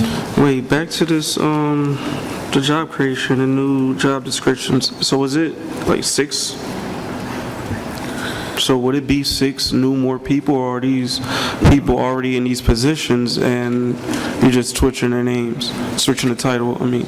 Yeah, there's not 6 new positions. Okay. So I'm just switching the titles. Okay. Positions need to be filled with that, a position that we're, people that are not here, we have people that are retired, yes, but I'm not creating all new positions. Okay. Basically, what I did was we have supervisors of instruction. Some teach math, some teach science, some teach ELA, but it doesn't say that. The job description is curriculum and instruction. So now if you're ELA, you'll now be an ELA supervisor. So you just put them to a certain specialty? Perfect, yes. All right. My question, I'm sorry, the 45-day program humanities teaching supervisor, who would that, what is, like somebody's doing that now, but is that what they're doing?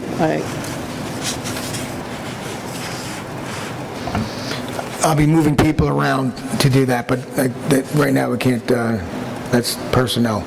I understand that, but is it a new title, or are you adding something, or is it that person doing those duties at this point, just labeled as a supervisor of curriculum or whatever? No one's doing those duties at this time, but we have people in that supervisory position that can do that.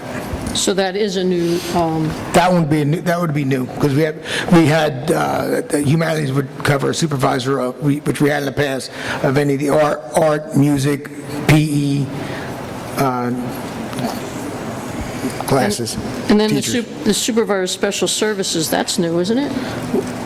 That's new. Well, yeah, it's new.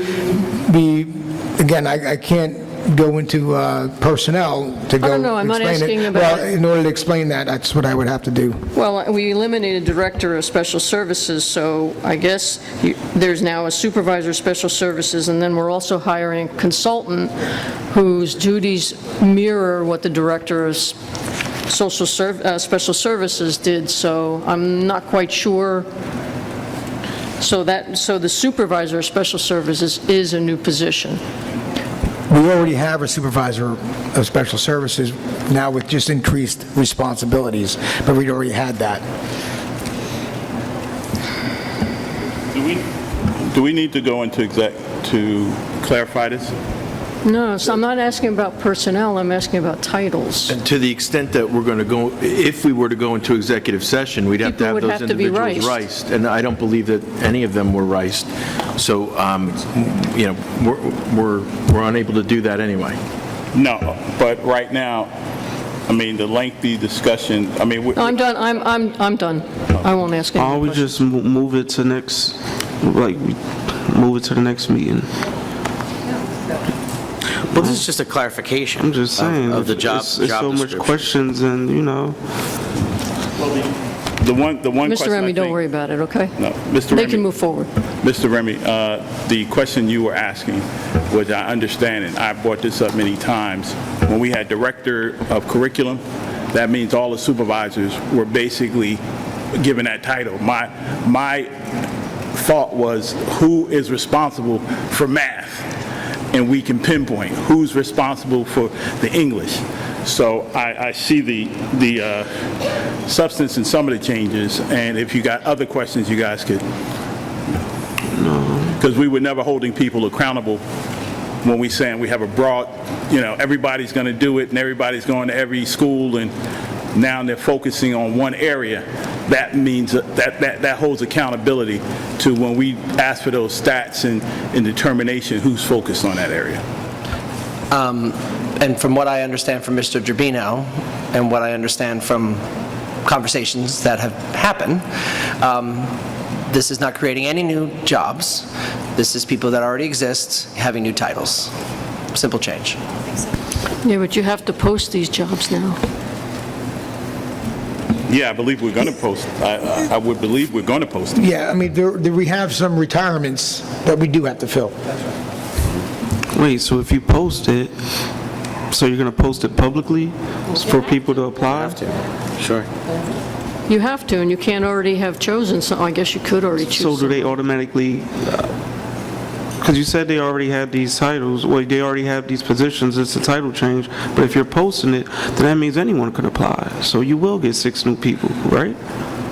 These are positions, we've had retirements that do still need to be filled. So maybe we still got to fill those positions, so yeah, they'll be posted for the positions that have retired. I have a question, but didn't you hire new counseling? You hired Ms. Morano for one of these positions? She's a consultant. Yes, she's So a it's a new The consultant. consultant to fix, we brought her in to fix issues that were in the special ed department, correct. But she's not hired as a district employee.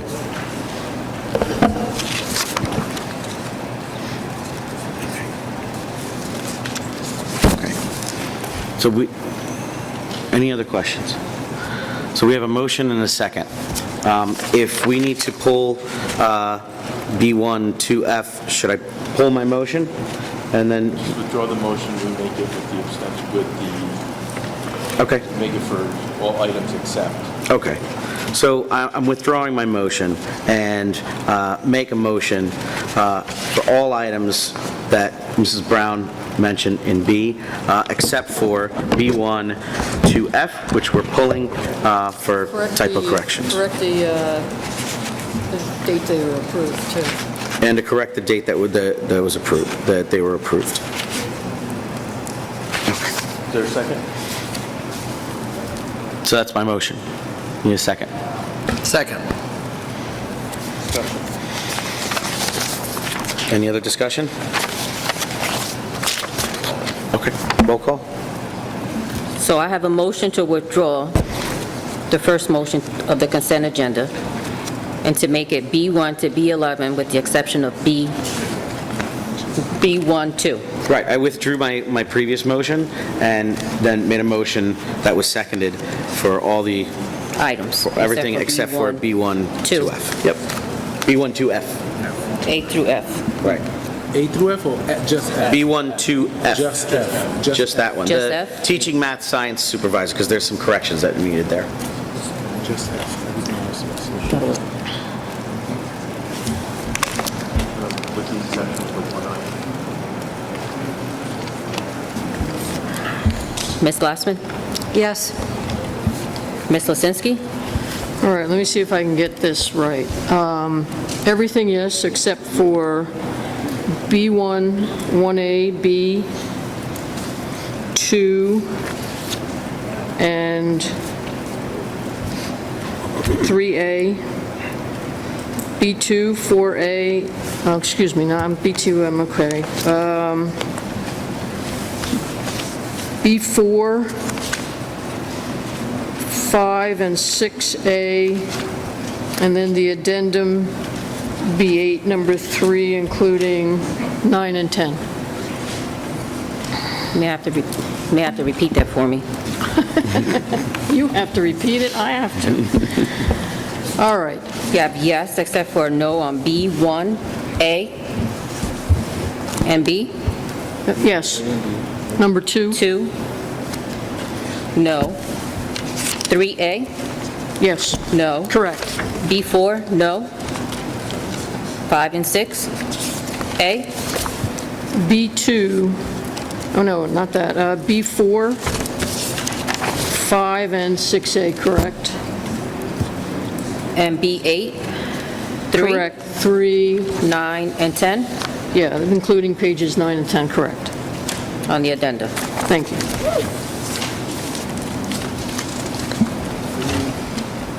Dr. Maksud? Yes to all. Dr. Penna? Yes. Mr. Remy? Yes. Ms. Riggs? For the record, I'm recusing myself. That has anything to do with awards. And I'm voting no, page B1, items A and 2. I'm abstaining from B2, item E, B5, item 13.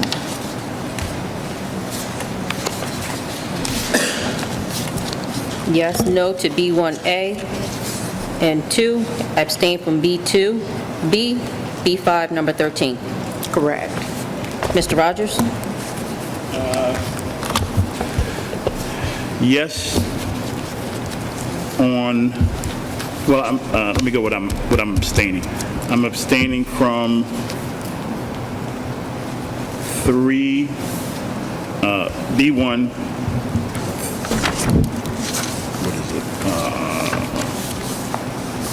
The whole page, B1? no. Oh, 3.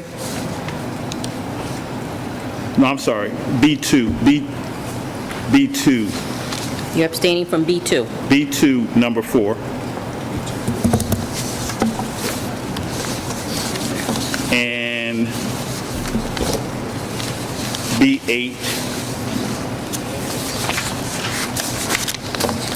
B8, B9, B10.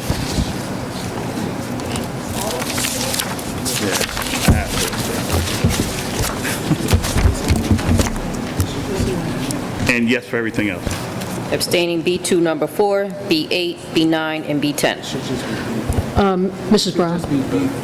Well, Mr. Rogers, can you just confirm that Ms. Brown read that back correctly before we move on? B2, number 4, The whole page of B8? Or is it just number 3? Because then that would just include the whole 3 pages. If it's the the reassignment list, that would be B8 number 3, which would cover those pages, subsequent pages. Okay, that's what I wanted to. Thank you, Mr. Ruiz. Can I just bring to your attention, Mrs. Brown, could you just add, I just noticed there's one name on B11 that I didn't include in that list. It kind of got cut. I didn't realize that. So, Ms. Lozinski, I'm just, what is it? I'm just adding that to my vote of no As for part of that B8 number particular, 3. yes. Okay. Correct. Thank you. That's what I was trying to clarify. Yes, thank you. Yes, because otherwise, this is the it covers the whole. Mr. Grillo? Yes to all. Thank you.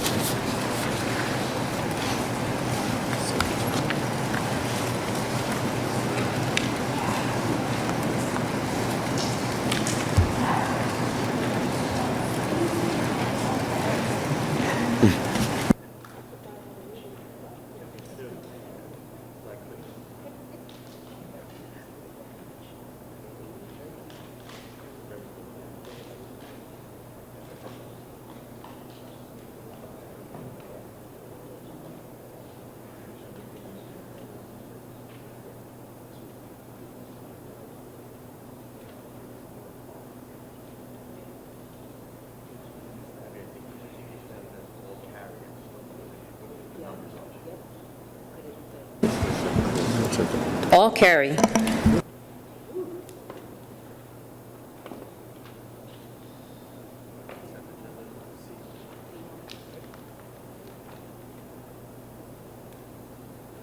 Can I get a consent agenda for the business section, pages C1 to C10?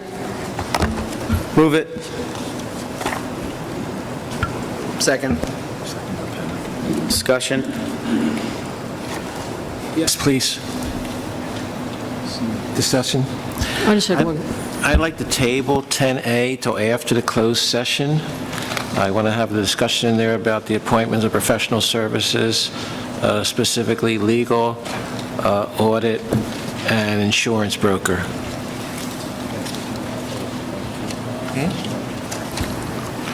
Only legal is on this agenda, so I'd like to table that till after the discussion in closed session. All right, so I'll withdraw my motion and make a new motion to, for all of C minus C4 10A, which we're going to table. Can I get a second on that again, on that new motion? Second. The only question I had is about number 11. It's coming out of general funds also, not a grant or any other title monies.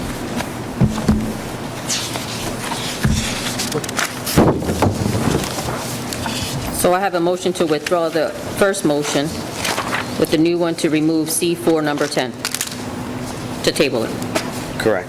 till after executive session. And now we're in discussion, and Ms. Lozinski had a question. I answered. She already answered my question. Oh, you did? Oh, okay, sorry. Ms. Glassman?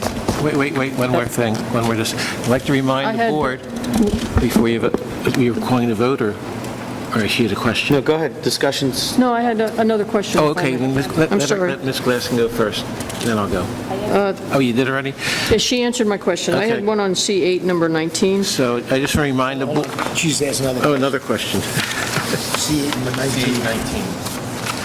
Grant transfer allocation.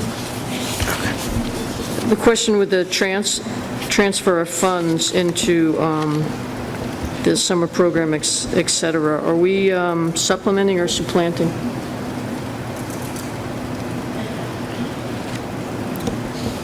No, that's not supplementing.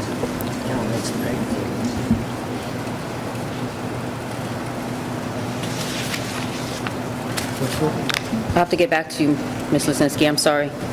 Well, if we're supplanting, we can't do that. That's why I had the question. Which one's still A, B, or C? A, to amend Title III grant and transfer from, to cover summer program. I mean, since it's summer program, I think we could wait till next month or no? Or is it starting? Well, the summer program, correct me if I'm wrong, the summer program last year was funded by ESSER, not local funds. Yes. So you're not, by transferring immigrant to cover that portion of the summer program, that's not supplanting local funds, it's replacing another federal program that funded it. Okay, just as long as it's not, that's what I want a clarification. Okay. As long as it's not. Before the board votes, just to remind you that College Achieve is included in the bill list. That's all. Let me see. A question about the College Achieve. Do we know? Oh, it's not. What's that? Well, it's still discussion. Yeah, the discussion is College Achieve. How much more do we have to pay for this ending year to College Achieve?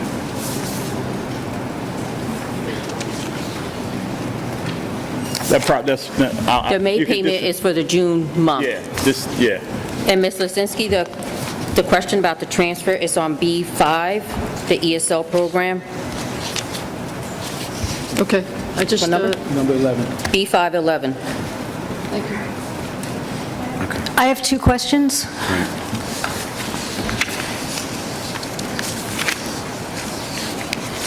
So the first question is on C4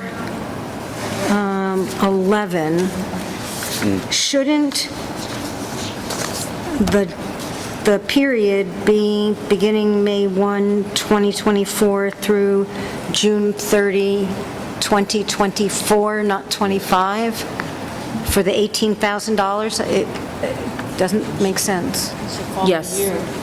Okay, no, it is 24. No, this portion only covers through It June. should be June 30, 2024, and then Okay. in 2 months, June, right. we'll do, if we need her Another- services passed for Right. the next school year, then we'll add it on. Okay. So it should, I'll change it to reflect 2024. Okay. Now the math adds And- up. And then the next question that I have is on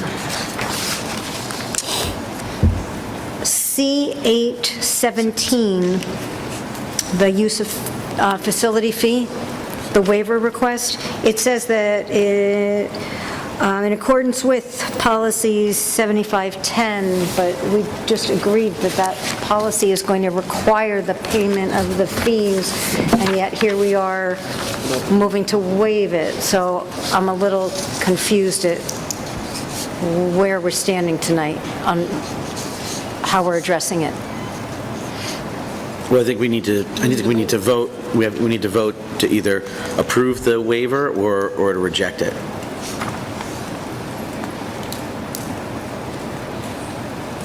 Okay. Yeah.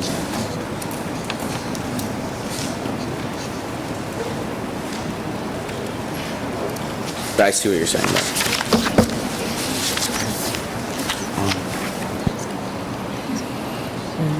It's $150 a day, 3 days a week. It's okay. It's okay because she will multiple times. Also, another question. Can we do C1 number 4 separately? Just have to change the motion. Yeah. Mr. Rogers, there's a motion on the floor. Okay. So to the extent that any board member would like to have that separated out, my suggestion would be that the motion be withdrawn and then a new motion made.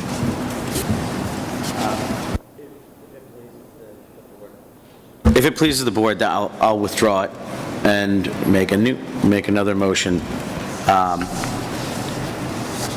to do... Yes, I want to make a motion to separately take out C1 number 4 because I think we need to individually discuss whether or not we want to think about what this final budget adoption is. And right now, because of S3002 that the governor signed, it does give us an opportunity to not pass that budget right now and wait for maybe a discussion with the commissioner on changes that we want to get made to ask for additional money. The S2, the Senate bill, S3002, gave districts that were losing money an opportunity to pass their budget after the state budget is being passed. I'm not asking for that. I mean, if we decide not to, or we decide to table it for another week, I don't mind coming back after we get some word from the commissioner, whether we have the discussion. But the governor did give us, the state legislature and the governor did give us an opportunity to not pass our budget prior to the state budget being passed.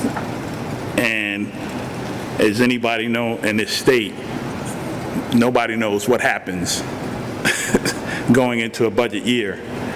And, you know, maybe I'm a wishful thinker, hopeful thinker, that we may get a meeting to discuss some things that may help us out. So I don't want to pass this budget without at least taking another shot at the commissioner's office or any other state legislative opportunities that may come up. So, Mr. Rogers, then, is your motion to approve all items C1 through C10 with the exception of C14 and C410? Is that your motion?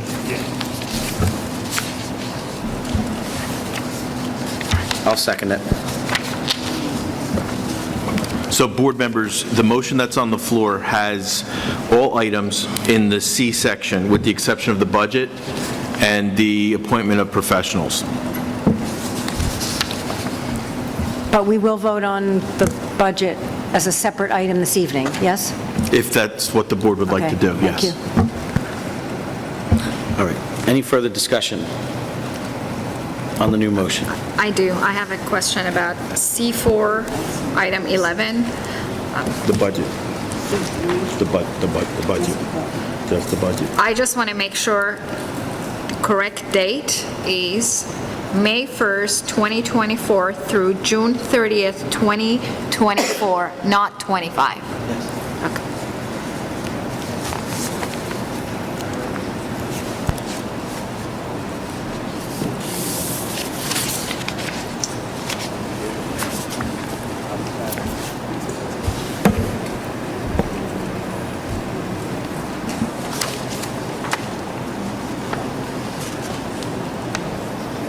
Typo. Board members, Mr. Gerbino advised, and thank you for asking for clarification, Dr. Maksud. Mr. Gerbino advised that it's a typographical error in C411.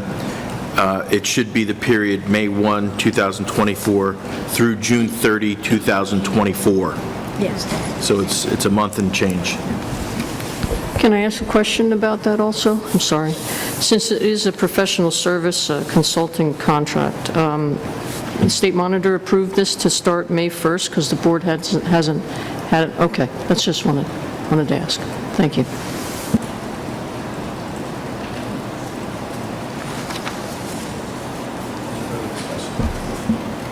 Okay, roll call. So I have a motion from C1 to C10 with the exception of C1 number 4 and C4 number 10. Ms. Glassman.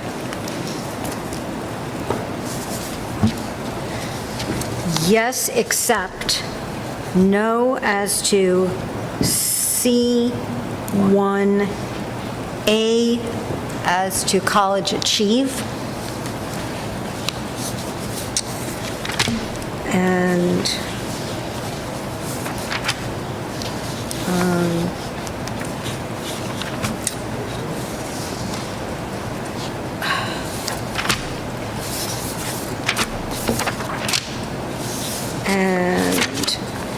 no as to C8, number 17, only as to the waiver of the custodial fees. In other words, I would approve the waiver of the rental fee, but not the custodial fee on C817.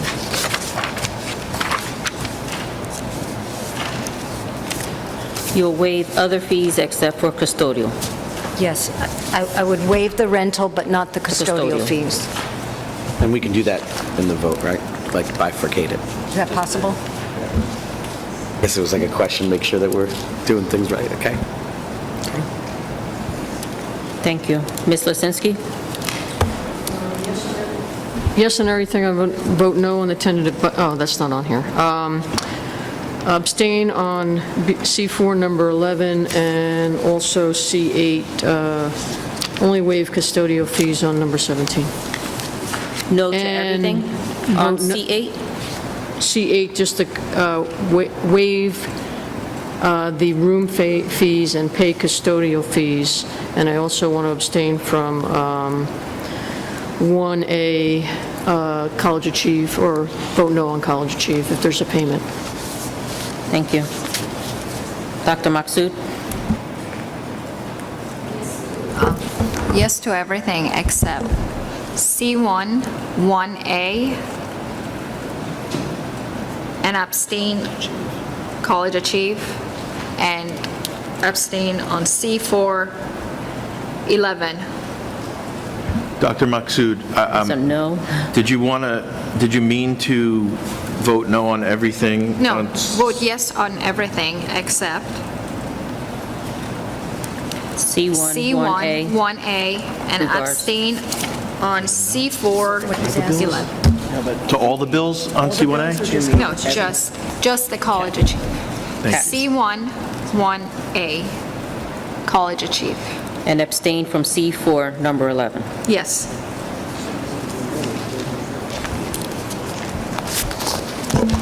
Thank you. Dr. Penna? Yes on everything except C1, 1A, anything to do with College Achieve. It's a Is no. a no. And no on C8, number 17, the custodial fee being waived. Thank you. Mr. Remy? Yes to everything and no to C1, 1A, College Achieve, and C8, 17. You're saying no to the whole C8, number 17. Yeah, to the whole thing, C8, 17. Thank you. Ms. Ricks? As I understand it, we've pulled C1, number 4? Yes. Okay. Then my vote is no on College Achieve, no on C2, number 5, abstain on C10, number 3. Abstain C10, number 3?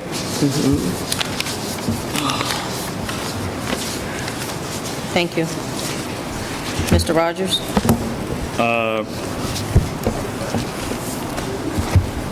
C1, everything except for College Achieve. A, C1, College Achieve.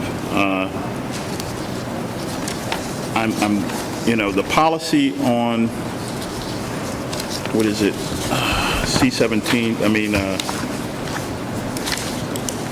C8, number 17? C8, 17. You're voting no? I'm voting... Yes, I'm voting yes. To waive it, everything. Yes to waive all fees?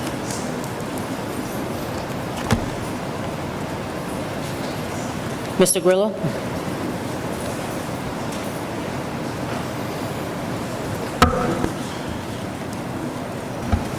Okay, so it's going to be yes to everything except C1, 1A, any payments to College Achieve, abstain if there's any payments to Sustainable Jersey, and on, where is it? On the fee waiver request, we're going to do, let's see. Yeah, which is the custodial custodial fees fees. stay, and we're waiving the Everything room else. fees. Yes to everything else. Thank you.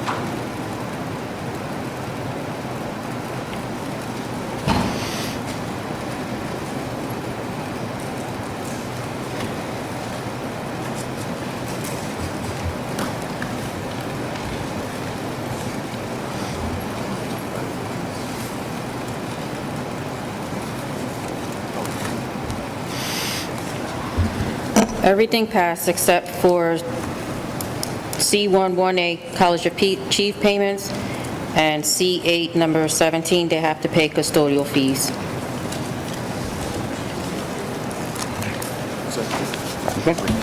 Great. Okay. All right, so motion to go into executive caucus. Whereas the Open Public Meetings Act allows for the exclusion from discussion. Wait, hang on. Yep. We have to vote on C4. We have to vote on the budget. Do we want to vote on the budget now or after? After executive caucus. The issue is, to the extent that there's any discussion in closed session about the budget, it would have to be appropriately brought into closed session. I'm not so sure that a budget discussion is appropriate for closed session to the extent you're not going to be talking about anything that is of a confidential nature such that it would be excluded under the Open Public Meetings Act. So I would suggest that you at least start a budget discussion, maybe by making a motion in a second, and then having that that item addressed now. I'll make a motion to approve the tentative budget C4 on the business agenda. I need a second. I'll second it. Discussion?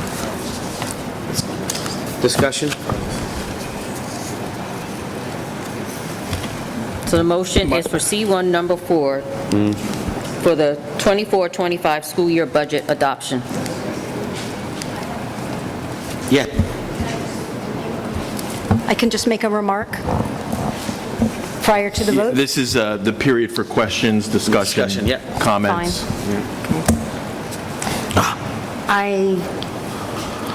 I think that we all realize, and I've been struggling through all of these finance meetings and all of our discussions at the board about the impact and consequences of the school funding formula, the loss in state aid, and what this means to our district.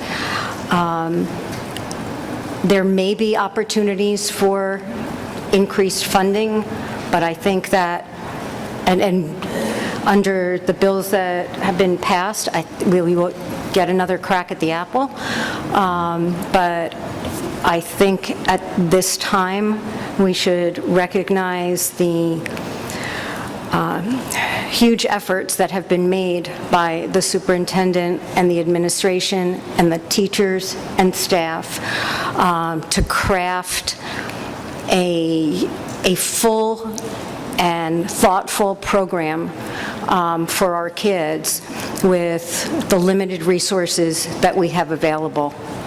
So I think that we should recognize and support the efforts of this district and the selfless efforts of our teachers to give the kids what we believe is the best education possible with fewer resources. I think that we have dedicated staff and parents and a community that can come together and support this district, can continue to fight for additional funding, but in the meantime, I think that it's important to show the support and strength that we have and the belief that all of us should have, that we can educate our kids regardless of what the funding outcome is. I don't think that that means giving up hope and fighting for additional funding, and I think that we have the support of our legislators, but I think that this is the opportunity to stand up and say we can provide an extraordinary education no matter what you take from us. So I would encourage everyone to support this budget.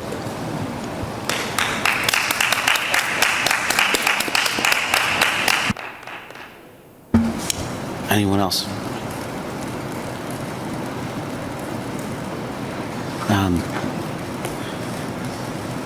All right, well, I just like to echo that sentiment, Ms. Glassman, because it's a lot of pain. It doesn't, you know, we're not celebrating the fact that, you know, we had to cut so much in our workforce, and we recognize and appreciate the fact that our bandwidth and the staff's bandwidth is now incredibly overstretched. And I agree. I think it's time to vote on this budget. I think everyone's worked on it tremendously, and if more funding comes down the pike, and we've got legislators that have an open line of communication. I think, Mr. Giardino, you said you've spoken to Senator Gopal like 15 times in the past 2 weeks or something like that. So that's the kind of communication that we need with our state legislators, and I look forward to seeing what extra funding is going to come. But I think in terms of this budget, we've done everything possible to make it work, and you're right. It's to defy the odds once again. Asbury Park defying the odds by providing an excellent education despite all these tremendous cuts. So.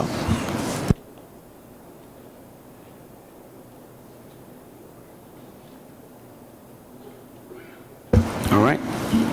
Roll call. Ms. Glassman? Yes. Ms. Lisinski? No. Dr. Maksud? Yes. Dr. Penna? Yes. Mr. Remy? Yes. Ms. Ricks? No. Mr. Rogers? Yes. Mr. Grillo? Yes. Pass.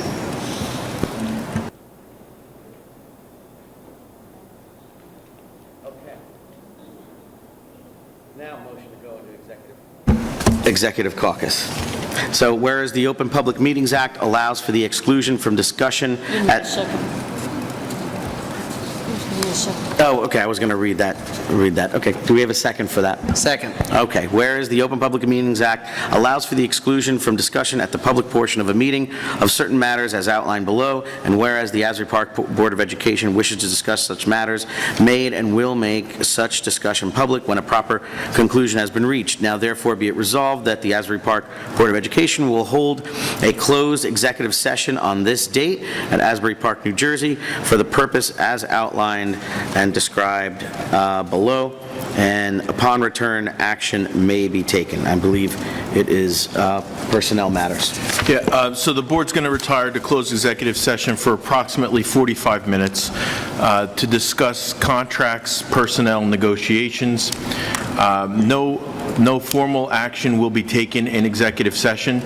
To the extent that the board is going to take any formal action, it will be done in this room here when the board returns from executive session. Thank you. All right, thank you. You going to vote? Look there, I saw it. I was like, oh, here's a- Ms. Losinski? Yes. Dr. Maksud? Yes. Dr. Penna? Yes. Mr. Remy? Yes. Ms. Riggs? Yes. Mr. Rogers? Yes. Mr. Grillo? Yes. Thank you. Motion to come out of executive session? Move it. Second. All in favor? Yes. Yes. Okay, motion to adjourn the meeting. Move it. Move it. Second. All in favor? Aye. Have a wonderful night.